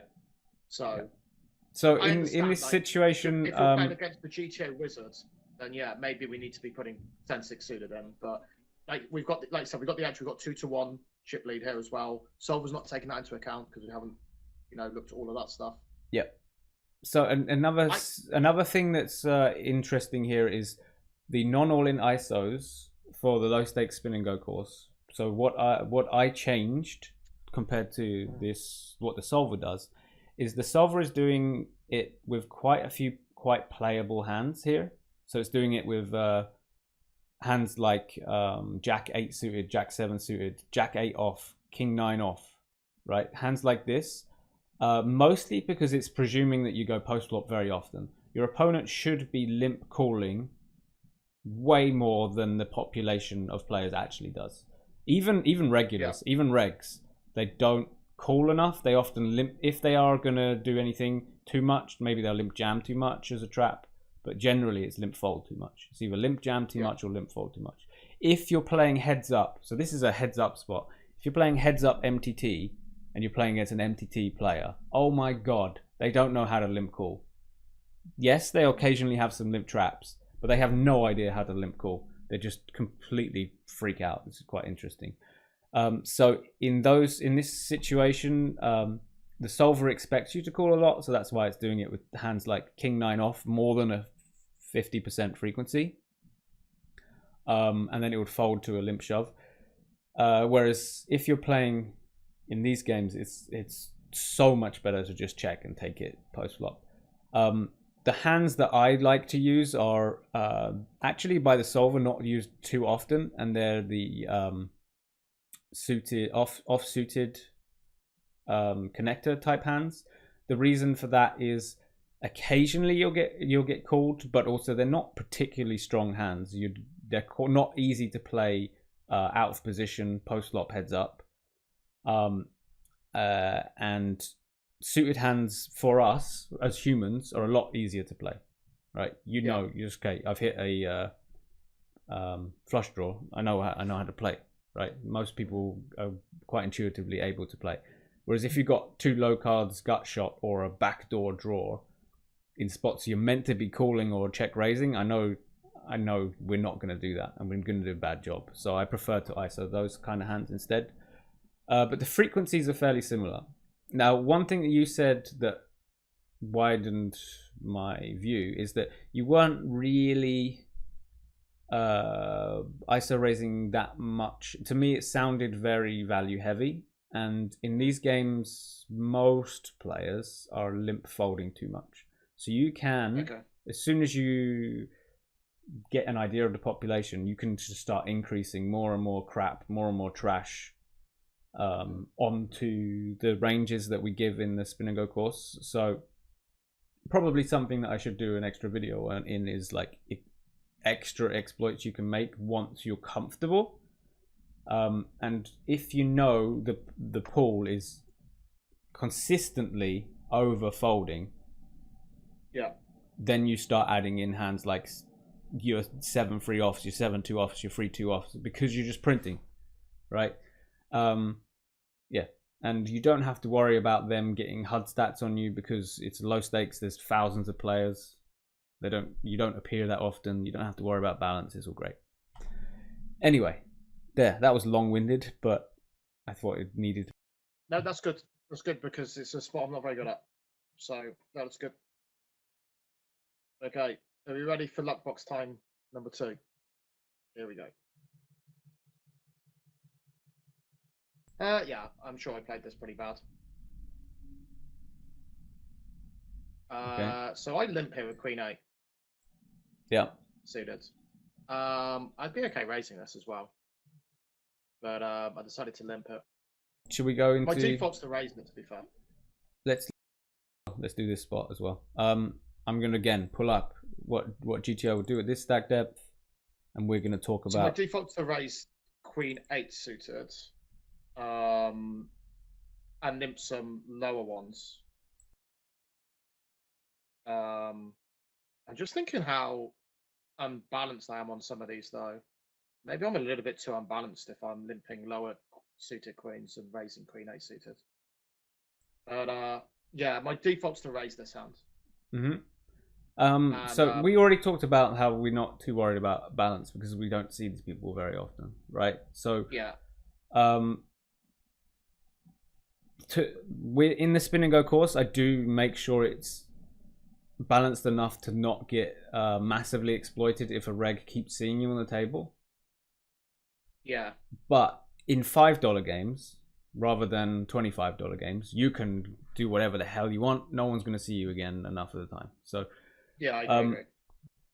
Really, you got to decide. Okay, what do your opponents do the worst against? Right. So are they bad against min raised pots? Are they bad against limped pots? Are they bad against shoves?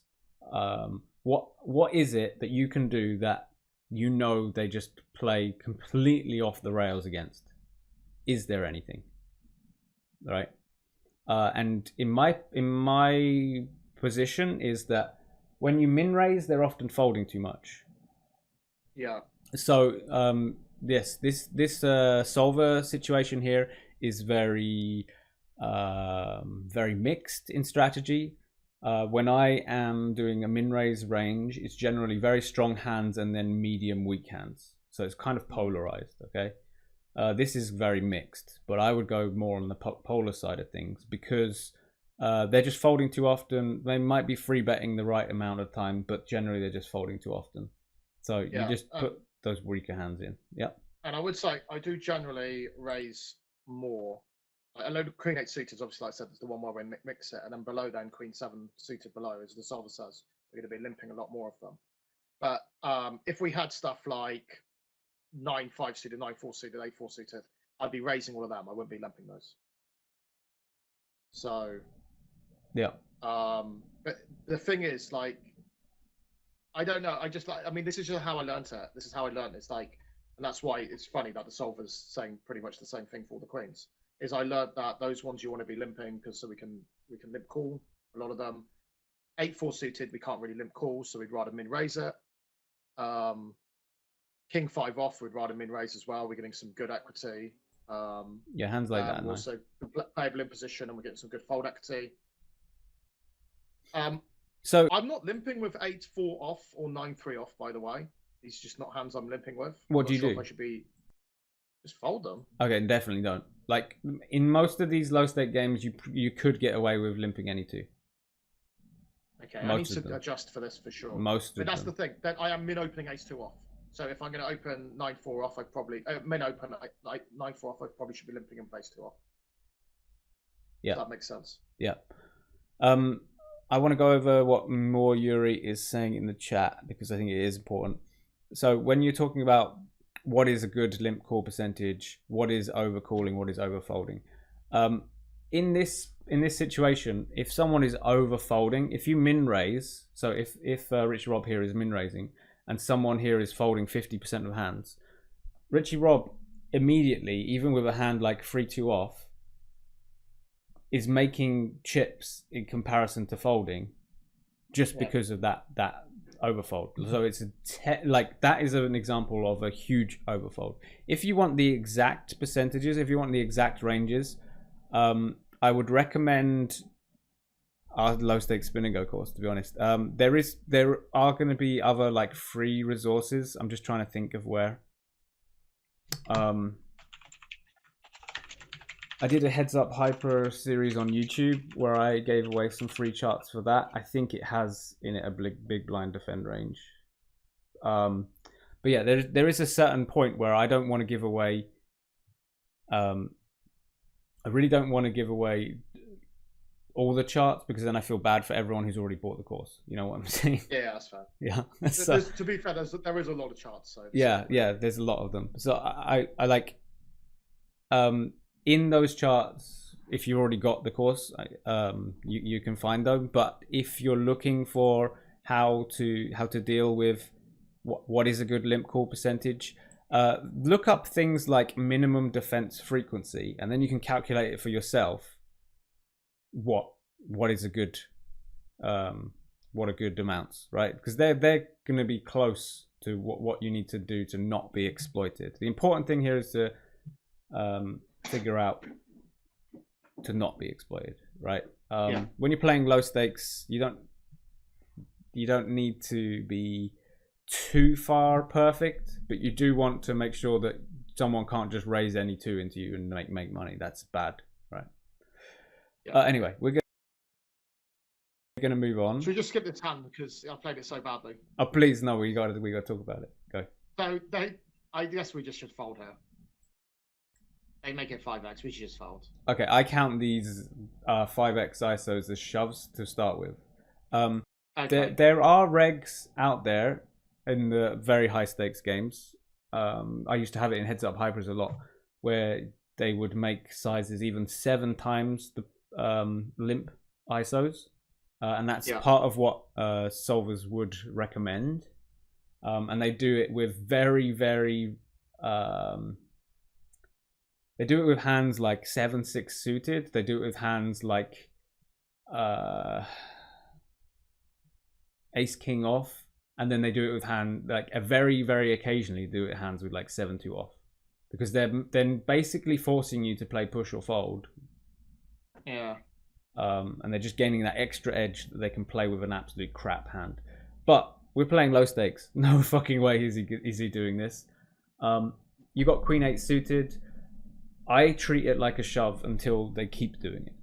I should have just folded. I think it's a very simple fold because then like just think they're low stakes when people, and we're going to come onto this when we get to the flop. When people bet really big, they've generally got a big hand. They're not thinking about what we've got, not thinking about ranges. They're just looking at their own hand. Yep. Here, they've got a huge hand. So they told me here they've got a huge hand. And I just like ignored that. Because I'm like, well, they've called this hand anyway. Then we see this flop. And they also repeat that they've got a massive hand. And I'm like, yeah, well. I mean, on the flop, there's no way out. There's no fucking way out. We can't. I think calling here would be really bad, by the way. I think we've only got two options. And I know people will say, well, if you raise here, you're only going to get called by worse. That's not true, by the way. We're also going to get called by, only going to get called by better. I think we get called by any pocket pair. Yeah, I think I'd see like 10s turn up here. I see 9s turn up. I see ace jack turn up here sometimes. I see ace king turn up here. So once we get to this stage, it's just look, what has happened is this is me. This is old money, right? Just been torched, right? And then I'm basically throwing good money after bad money here.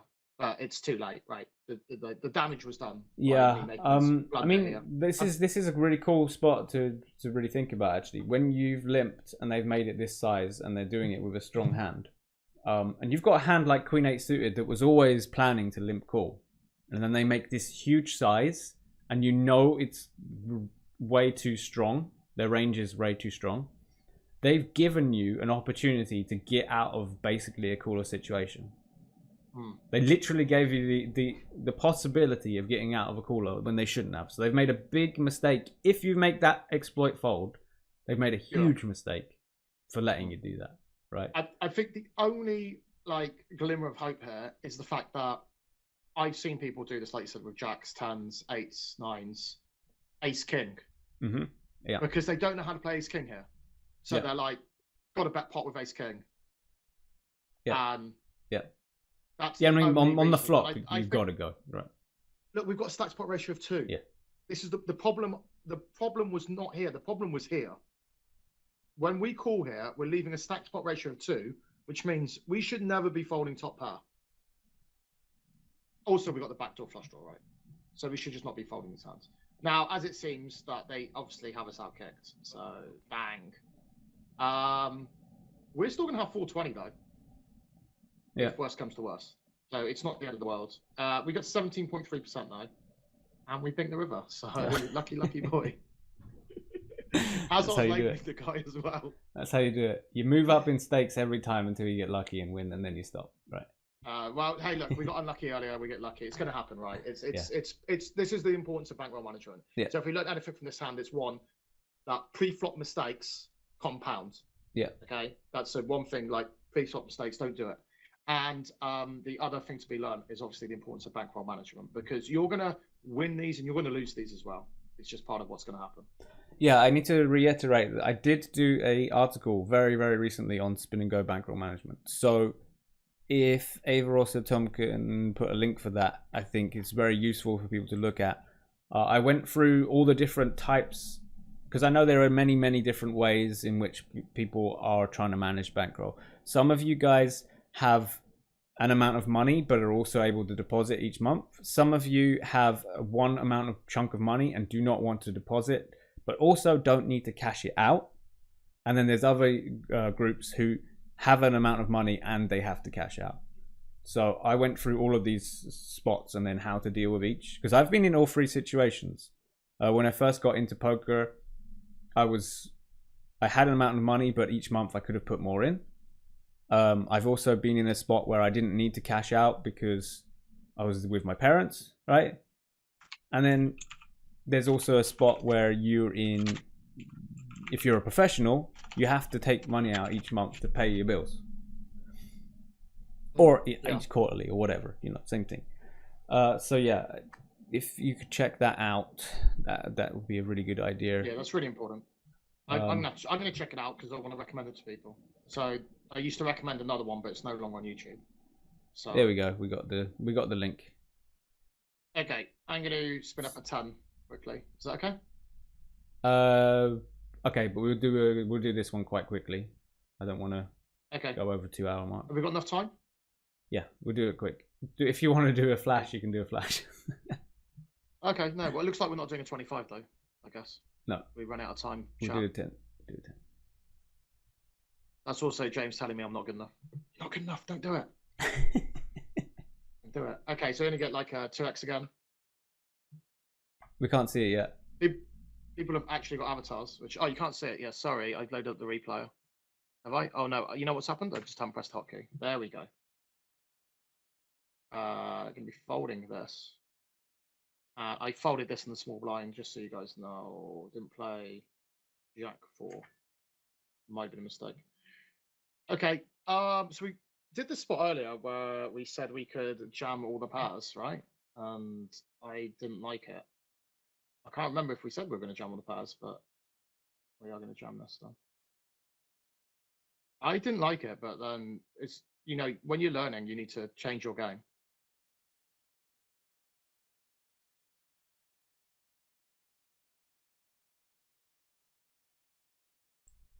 Yeah, you did good. Yeah, that's the thing, right? I didn't like it because I'm not used to doing it. But if you've learned the reasons why, and the reasons why is because we get a lot of fold equity there, then we need to do it. 3x open here, get jammed on. Insta jam. I've never seen anyone put their chips in so quickly. Opening any ace from the button, of course. They haven't played a hand yet, so they do any phrasing or anything. Start getting a bit worried. I'm not going to bet this multi-way. I'm going to start with check. I'm going to leave you for a sec. We're back in a bit. That's okay. I can talk to chat, it's fine. And then fold here, obviously. I think the merits of betting A-side multi-way are really diminishing.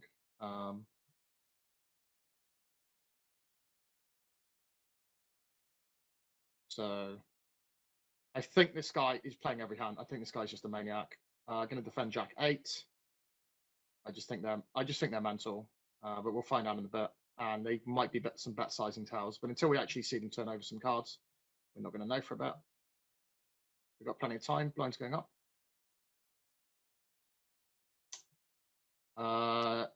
Could shove this. Could open shove this 13 big blinds. That would be fine. We'll bet 1/3 here. Not going to be trapping. And we will bet small again. I think we've bet 2.5. We're trying to keep their draws in.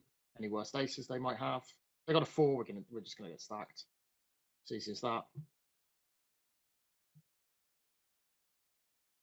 King Jack could jam.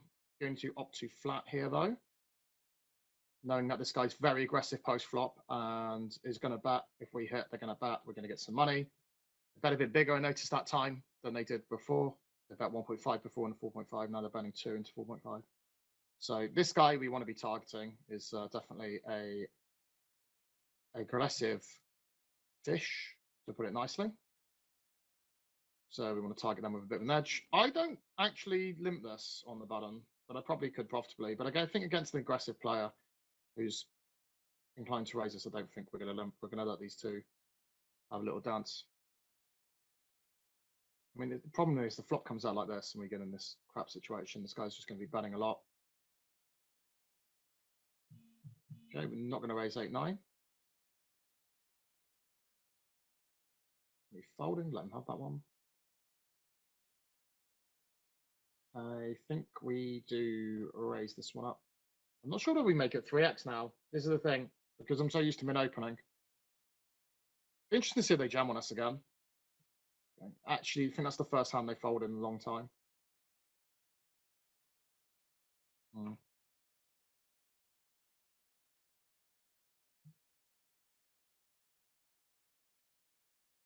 Okay, no one wants to play with me anymore, guys. No one wants to play with me anymore. Blind's going up. So we're now on a push off fold. Oh, so we had a look at the Jack 6 suited earlier. Is King 6 suited strong enough to jam here? I can't remember what James said. I think Jack 6 suited wasn't right, but I think King 6 suited is. So this is a point I need to study. This is what I need to study. I think that's this point. You definitely want to study, not just because of spinning goes when you play spin maxes. Not just because of spinning goes when you play spin maxes. It happens a lot, right? Yeah. To get to this stacked I size. also think like simple Nash is like that thing I'm going to give a try. Yeah, just letting this obviously time down a little bit, and then we're getting there. Get to see what they're shoving as well. Ace unsuited, it's fine. Old. After I got an 18% on someone, I'm now moaning that we chopped there. So I'm just going to chat with chat right now. So LJ Poker is asking, what is the goal of using a solver? Do they suggest GTO? Do you derive from GTO? So solvers are not quite or even close to game theory optimal. Myself included, make mistakes and say GTO, but I mean the solver because I don't want to share a picture of a solve right now because Richie might see it. So the important thing about solvers is that they only allow a certain amount of sizings, and this isn't how poker actually operates, right? So in No Limit Hold'em, you can bet 1 chip, you can bet 2 chips, you can bet 500 chips, you can bet everything in between. Solvers are only looking at a few sizes that you decided and you've input. Okay, so because of that, you wouldn't define it as game theory optimal. It's a very abstracted version of it, which only had a few options in. So what is the goal of using it? Generally, you try and have the sizings that you personally would use, okay, or your opponents would use, and then you know how to adjust to that. That's generally why you use it. Then you also look at how population actually plays, and then you can relearn. You can do things like node locking, or you can start to take certain things with a mixed strategy and do one thing rather than the other. Anyway, I saw RichyRob has just bustoed. GG's. So yeah, bustoed. Sorry, guys. It's going to happen. You're not going to win everyone. Okay, first hand, Jack 4. Mm-hmm. I fold. Yeah, that's good. I mean, we went through small blind, big blind already, right? Yeah, so. Yeah, we don't want to bring up a chart. 4-9, I fold. So 9-4 suited. If you have already got a mark on the opponents that they're recreationals, especially passive ones. So your dog avatar was aggressive, right? Yeah. So definitely don't want to do it against them. But if you have the mark that they're recreational, and then an extra bonus would be passive recreational, you can raise these kind of hands from the bottom, knowing that they play so bad post flop, make an edge from that. Yep. Okay, that makes sense. 5s here. We went over this spot, so I jam it. Boom. And yeah, good. You're happy with that one? We already went for it. Yep. Queen Jack here. I decide to 3x open and fold. Yep. And that's perfectly fine. Well, one really interesting thing here is if you were to look at GTO. Yeah. I think it's meant to call even Jack 10 off against the shove. There's no way on earth that I would advise anyone do that. Maybe if you're playing $500 spins and you're playing against the absolute end bosses, you make them calls. In these games, people are not shoving the right amount of bluffs. You haven't got much information on this W Leon guy yet. If you get once I started seeing some of his plays later on, you can make this call for sure. But because you know he's over bluffing, but like, yeah, the very, very few people that I would be calling here. Agree. Only absolute end bosses or Okay, so I open ace-3 here. Get 2 callers. We see this funky flop. I honestly don't think there's any merit in batting here. Yeah, I agree. So we actually do have some showdown if it checks to us again on the turn. So then we can maybe bet on the turn, but we can think about that. So check here. We see a half pot bet. Lappy DM raises, 3x raise, very, very standard. 4, 6, 7, 8. I don't know what's going on there. Anyway, we fold, and they fold. So I start thinking maybe they're aggressive. They would jam that hand and they bet there and folded. Next hand we defend Jack 8 here. Yeah. And terrible flop. We went through Really defend big blind versus button, didn't we? Because we already talked about Yeah. the fives. Yeah. Cool. This hits their range. Yeah. And although they're playing a lot of hands, to be fair, they bet 1/3 pot. So this come up in a minute. They bet 1/3 pot on this flop. So we fold. We can't really. You could find a reason to every now and again call there with the jack because you've got the jack of diamonds. Prefer the queen of diamonds to the jack of diamonds. But low stakes spinning goes, you don't need to go that crazy. You don't need to. Don't worry about it. Okay, next hand, queen 8, I fold in the small blind. Okay, just making sure. We open up ace 9 here, and amazingly, small blind folds. First time they fold a hand. Would you have called if they shoved? Would I have called if they shoved? Ace 9 off. Because they shoved on me already, and then we saw them do that min. We saw them bet into this guy, and then I probably would, yeah. I think in this instance, it's probably easier for you at 13 big blinds to just be shoving ace 9 off. I did think about open shoving this. Yeah. When you get to this kind of stack size, you know what? Let's bring up let's do another solver image. I thought I was just a little bit too deep to shove. I think if it was 12 big blinds, I would have shoved. So it's not like shoving would be bad. I've got 14 big blinds or 12. Let's do 14. Because 14 is going to show even deeper what you should be doing. So yeah, that's what I would do is shove. I'm glad that the solver thinks the same thing. What kind of hands would you shove here? Are you shoving anything? You just said that you might be a bit too deep to be shoving. So do you shove anything? Do I shove anything 14? No. Okay, so from a solver perspective, it likes to shove. I would start shoving some pairs first. Yeah. So from a solver perspective, it starts shoving a lot from about 16 big blinds onwards.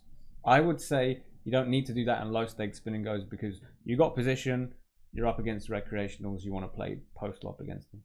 But from that like 16 big blind to 12 big blind spot, there are certain hands that I'd start to shove, and they are the ones that are quite difficult to play post flop. In my opinion, hands like ace 7, ace 8, ace 9, not ace 10, ace 7, ace 8, ace 9, hands like 2s, 3s, 4s, 5s, 6s.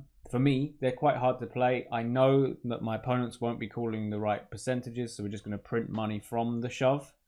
And I'm not going to be shoving hands like Jack 10 suited, Queen 10 suited, King 9 suited, low suited aces, because I know I can play them very well against my opponents who will play bad out of position. So that's how I would differentiate from the solver here. Yeah, I think I would say about 15 big blinds and lower, you want to start shoving the low pocket pairs and these hard to play offsuit aces. That's what I would recommend. Yeah, I think ace 9 off, I even said it at the time. I would have been okay shoving it. So. Cool. All right. Okay. And we flop top pair. We're a flush draw and a straight draw. And we bet 45 into 135. It's fairly standard at this point. Okay, cool. And the board pairs. And I think I actually still want to bet quite small here. I don't think I want to size up. Okay. Or do you check anything here? What if you do check? What is it going to be? Stuff that is. I don't think I do. Let's say you're sitting here with King 10 off. King 10 off. Yeah, or Jack 10 suited and blah blah blah. Yeah, hands like that. What do I just check give up? Yeah.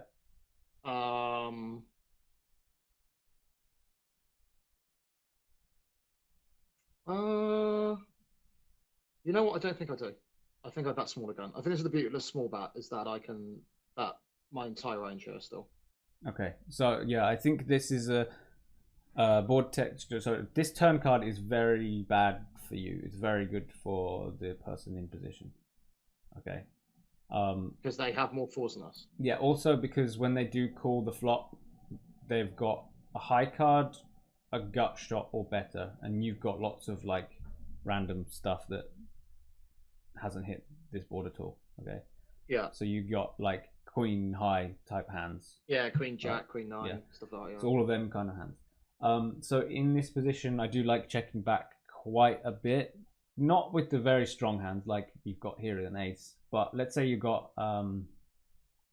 pocket nines. I don't mind checking hand back like that. And then calling a river and back. then also you've got these like king high type hands that might want to hero call the river if none of the draws come in. So if your opponent has a 5 in their hand or a 3 in their hand, it's very possible they can call the flop, right? Yeah. So if none of them kind of draws come in by the river, you might want to make some king high hero calls. This is the kind of board texture that you would do that on. So what kings would we bet king queen suited still? So in this situation, I would carry on betting some of the good aces. Well, I bet all the good aces, all the do we have many fours at all? Got ace 4 now. So ace 4 I probably checked to trap. What else have we got? Yeah, I think ace. Flush draws I would keep betting.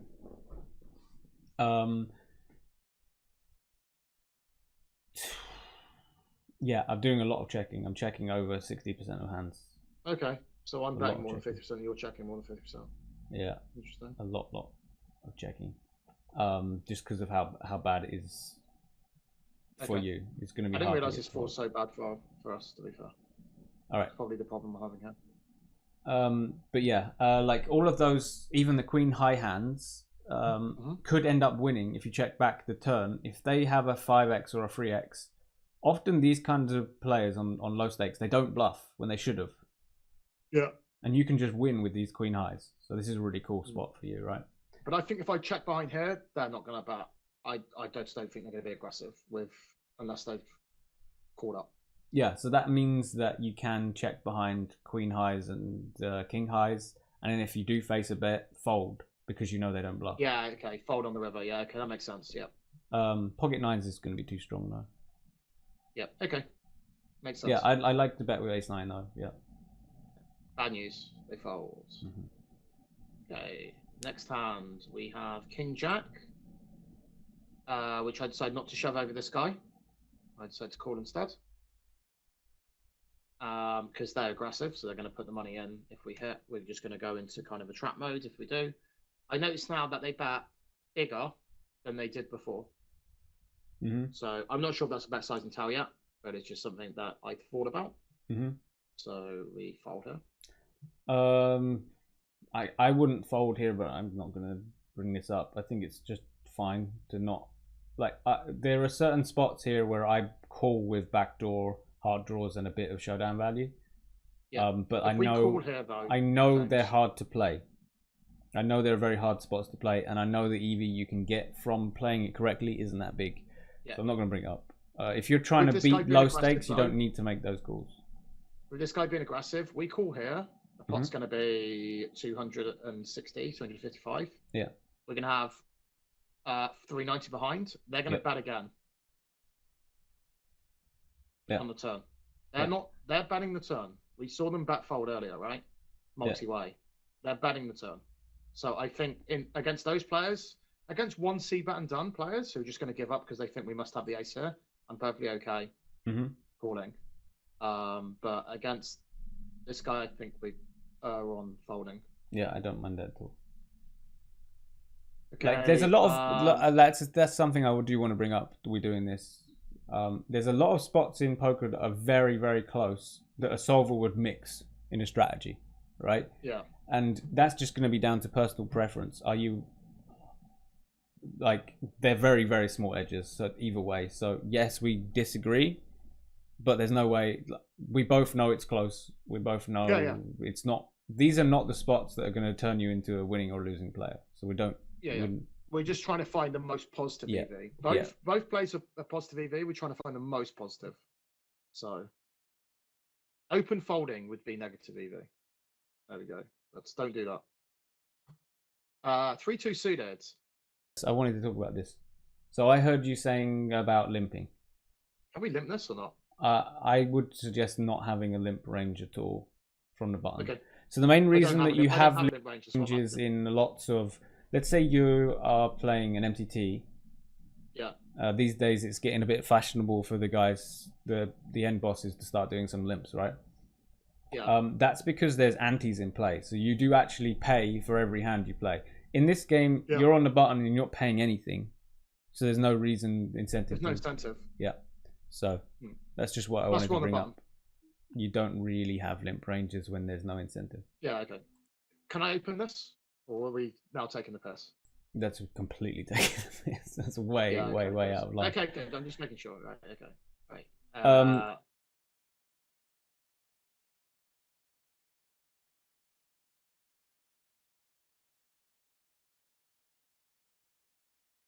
Well, you know what? I think it's probably got 5-4 suited on there. Is it not? Oh God, really? Oh man.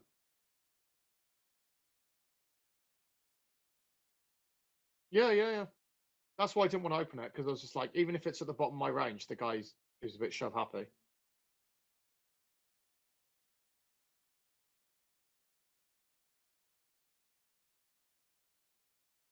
Oh really? That low? 6-0 suited. Okay. Oh, fucking muted. Sorry, chat. I don't know what you heard and what you didn't. Damn. I heard everything. That's all that matters. I was just telling him that you don't want to be playing a hand like 3-2 suited. You definitely don't want to be playing it as a limp. You definitely want to be playing raise or fold or shove, because you don't have the incentive to do that. So apologies if you didn't hear me. Yeah, great. Okay. I see that chart now, and wow, okay. I need to study that chart again. Okay, let's move on to this hand. 8-9 off. I decide to check here rather than raise over their limp. I think this hand we can play out of position is why I check. I like it. Yeah. We see this, and it's really hard for us to improve on turns against an aggressive player. So I do the same as what I did before and just fold it. Yeah. Although whether this hits their range, I don't know. It's the first time they've limped. Definitely a hand like this is going to be better to just fold. There's not much money in the pot.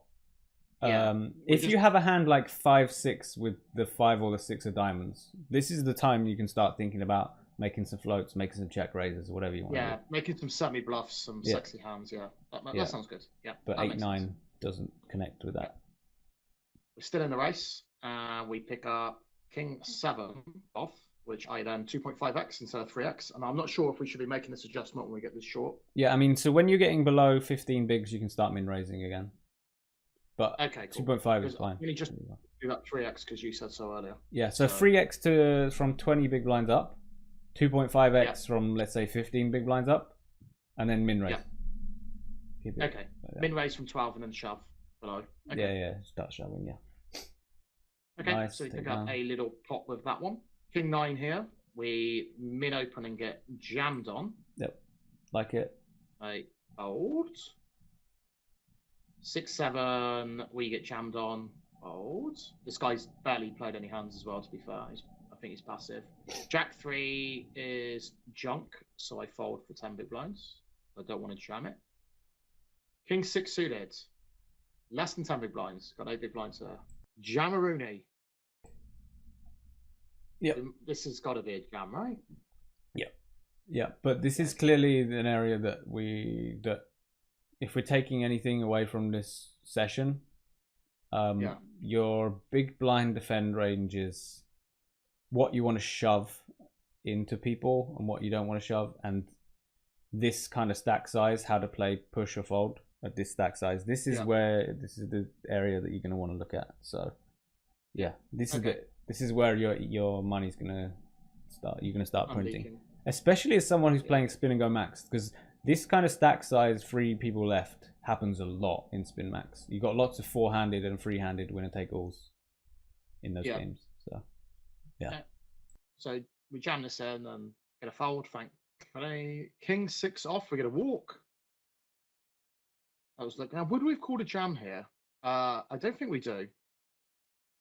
10 big blinds, right? No, I don't think we do. I mean, So this is another spot where you should call the jam if your opponent is shoving right.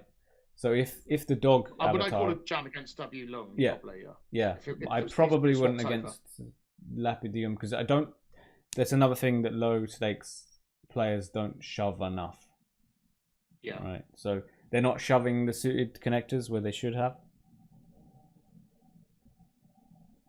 LJ Poker says, if you have 2 very passive opponents who never raise pre-flop, we still do not want to limp low suited connectors.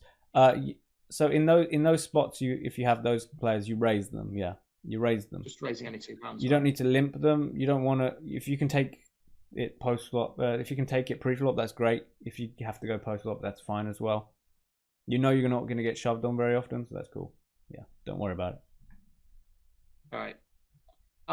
A7 suited, they've got, they jam. We just get it in. And 70% and we win. That's it. Job done. And just bad run out. But we could have lost. So, in the grand scheme of things, then okay, we chop it. It's not the end of the world. Next hand, fold, 10-2, 9-2, we get a walk. Another walk, okay. 10-6 we fold, 9-4 we fold. Queen 3, it's a limp pot. So I don't raise them, I just check. Yep. At this kind of stack. Oh my god, I'm kicking the mute button at the complete wrong time. This stack size, what are we jamming? What is your plan here? Are you gonna ISO non-all in? Are you gonna shove? What are your bet sizes here? I don't think there's any ISO non-all in sizes that I can do, is there? I guess we could. I guess we could make it 3x with like really strong hands, just to exploit players. I'm going to show people what so in these situations, solvers do some really fucking weird stuff, but you probably don't want to do it. But I do want to show chat just to explain why just following a solver strategy is never a good idea on low stakes. So how deep are we? Like 11 bigs. Yeah. All right. So it does have checking, shoving, and bet 2.5 big blinds. Personally, I make it like a little bit smaller, like 2 and a bit big blinds, because people are folding against even the really tiny spots because they're out of position and it's just a horrible spot to be in, and they just want to keep make their life easy. And I do that with quite trashy hands. That's apparently what the solver does as well. Shoving all the ace-x hands, shoving all the low pocket pairs. Now, what is really interesting is that pocket fives, it checks behind. I don't know why that is. Ace-2 to ace-5 suited, it checks behind. Even hands like strong hands like king-8 suited, it checks behind. Pocket sixes and higher, it just raises non-all-in sizing. So it does a lot of non-all-in sizing with the really strong hands. Oh, really? Okay. That makes sense. Like but if I was in your shoes, deuces to sevens, shove it in. Maybe even eights if you don't like playing them, just shove it. Anything ace related, shove it. If you've got really strong hands like suited broadways and nines plus, I think making a small raise is still something you want to do. Yeah. Because you play them so easily post flop. And then you can do it with trash, especially if they fold a lot, which from my perspective, from my experience, they do. So if you're playing a lot of spin and go flashes, you're gonna have these limps happen a lot, and you're just gonna make a small raise size, and they're gonna fold a lot. So if you're a guy that's playing these flashes a lot, these are the kind of areas where you want to get really good at. You can get a lot of edge from these spots. So yeah. But But yeah, queen free, I like to check. Okay. We see this flop. And I check with a plan on betting most turns if it checks to us.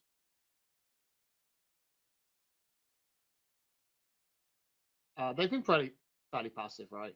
They check on that, they snap fold. What do you think about, because they're fairly passive, taking this line? Or do you think I should just, because they're passive, just bet straight away here?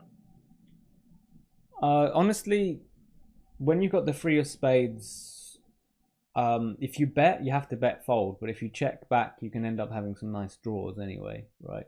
Well, So we can pick up some serious equity here. Yeah. Any spade, any 5, ace, queen, Yeah. even a 3. Yeah. You know. yeah, And so I because- don't mind. I like checking back. But if you're against someone who you know is really, really passive and check folding here a lot, just bet it. Just bet our entire range, yeah. But yeah. I don't think you know that about this opponent yet. I like checking. I've got a feeling they're passive, but Yeah. I don't know how passive. Yeah. Yeah. I really like So checking back. Specifically having the three of spades in your hand here is the reason I like to check that. bet here and then take Nice hand. that one down because we had the best hand.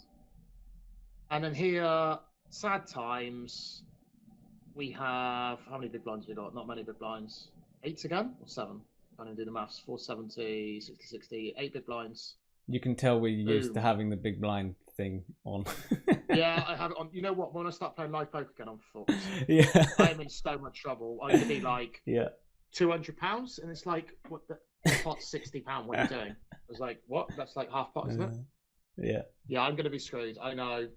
But it's the only way you can play like 8 tables, to be fair. Yeah. And I don't like doing this whole, like I see a lot of streamers just double click it to check it. I'm like, Mm. just leave it on big blinds and just tell chat to shut up. It's only the recreation. It's only the fishing chat who want to see it in chips. So queen nine suited, yeah, I just think it's an easy jam. They tank call, which just shows the power of jamming. To be fair, Yeah. the fact they tank call this. Yeah, And, it's a snap cool hand that they have. that's what I mean. Yeah, like I there's no way I would have tanked this. Mm-hmm. I'd have been like, start high-fiving right now. And then if they turn over something really strong, go, okay. May have high-fived the monitor a bit too early. Yeah. But, yeah, it's just a snap call. And it's just unlucky. But the fact they tanked shows you how, even against aggressive players, the power of jamming. Yeah. And, yeah, we don't pick up any additional equity on this. Yeah, I mean, we did all right. Unlucky. But again, bankroll management, very important. Didn't really make any mistakes and still lost. Yeah, I think that you said that maybe you would be doing some spin and goes on stream. I wouldn't have any worry about you doing well up to the 10s for sure. 25s, I think you're gonna have to work on specifically your push fold game later stages and your defend ranges. I think these are the two things that I would work on. I would want you to work on if you want to take on that 25s. But 10s and lower, you're going to absolutely crush, like no problem. Yeah. So I want to do the 1 to 25 challenge. Yeah. That's the plan. Like I've not played down that low apart from today. I've not played down that low for ages. But everyone keeps telling me it's not beatable, right? And when everyone says it's not beatable, it gives me the challenge of like when people say 2 and it's not beatable, 5 not beatable. It gives me the idea that we want to spend a day doing the challenge, and I know it's a lot of work on the stream. Yeah. But a big incentive is that I can do the. Why are you showing your Discord? I can do the spin and go, and you guys can support it. So I think what I want to do, let's see what chat says. But is it better that I play these and then I pick out some hands, which I'm not sure about, or pick out some spin and goes that I'm not sure about, send them across to you, and then we just review them? Or does chat want to see me play it and maybe play with no delay during these spin sessions, or there's like a delay where my screen's delayed, but the interaction between you and James isn't delayed?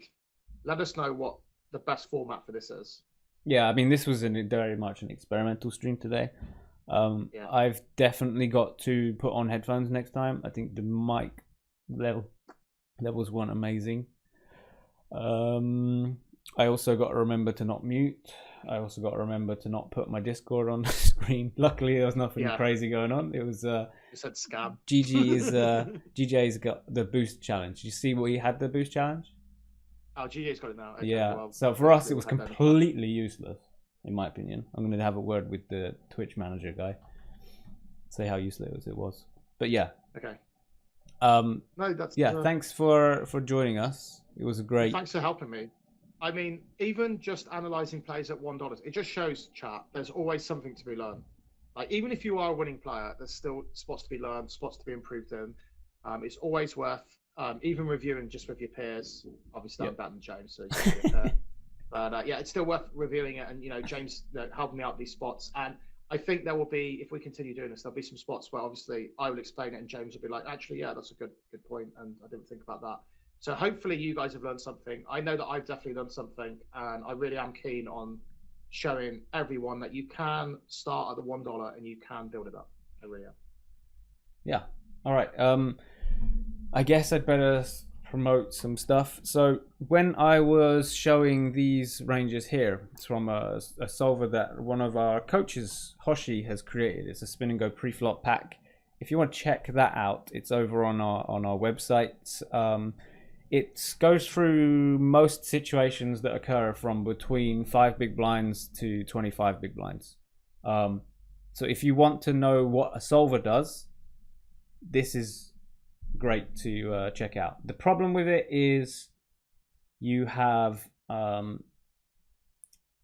this is against people who are playing very, very well, or should be playing very well. It doesn't really work on micro stakes. It doesn't really work on low stakes. You have to adjust it yourself. So if you want to get involved in this, I would probably suggest you're playing mid stakes and higher, or you're very interested in, or it just piques your interest, right? So I wouldn't recommend to learn these kind of ranges if you're playing low stakes. But if you are playing low stakes, we've got a low stakes spin and go course that myself and Nick created, and that's got a lot of good content for how to play in the games that RichyRob is playing right now. If you are interested in that, it's going to be really, really useful for you guys for getting a pre-flop plan for each position and then a post-flop plan for each position. So I've done 5 different videos specifically on how to play post-flop from all the positions. So blinds against button, button against the blinds, heads up from the small blind, heads up from the big blind. Really important spots to be looking at, because they're all very different. You have very different ranges in each spot. They're very, very wide ranges, and you need to kind of have a good solid plan for how to deal with it. But yeah, anyone who's got the spin and go course already, there will be some a new video coming for you. If you haven't got it, you'll get it as well if you purchase it in the future. Mostly I'm going to be going over important topics that basically almost like a frequently asked questions kind of spots. I did the bankroll management. I thought it's better to have the bankroll management open for everyone, so that's on the website for everyone. But there's stuff like how many tables should you be playing in these games. I think that's really important to go through, because I think a lot of you start 4-tabling way too early on in your spin and go career. So yeah, I wanted to talk about that and explain why that is not the best plan, and to focus on learning while you're playing micros, focus on learning while you're playing low stakes. Once you get to a spot where you feel like, okay, this is decent money and I'm enjoying myself and I'm making money and I'm happy and comfortable where I am, that's, in my opinion, the only time you should start increasing the amount of tables you play.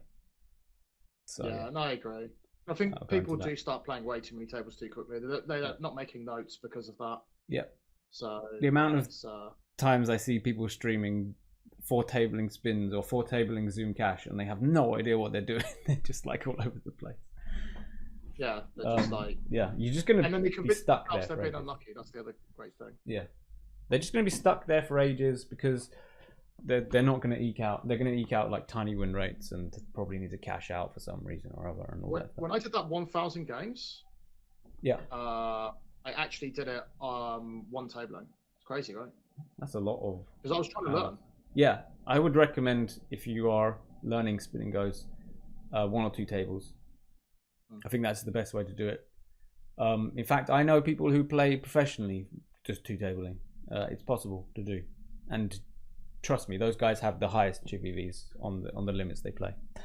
Anyway, thank you everyone for watching. I will catch you either tomorrow or Thursday. It depends on how I do with these videos today. I'm going to put priority on the videos for YouTube and for the course. So I will see you soon, and go check out RichyRob tonight. All right. Thanks, really appreciate the shout outs, guys. Thank you Cool. very much. See you later.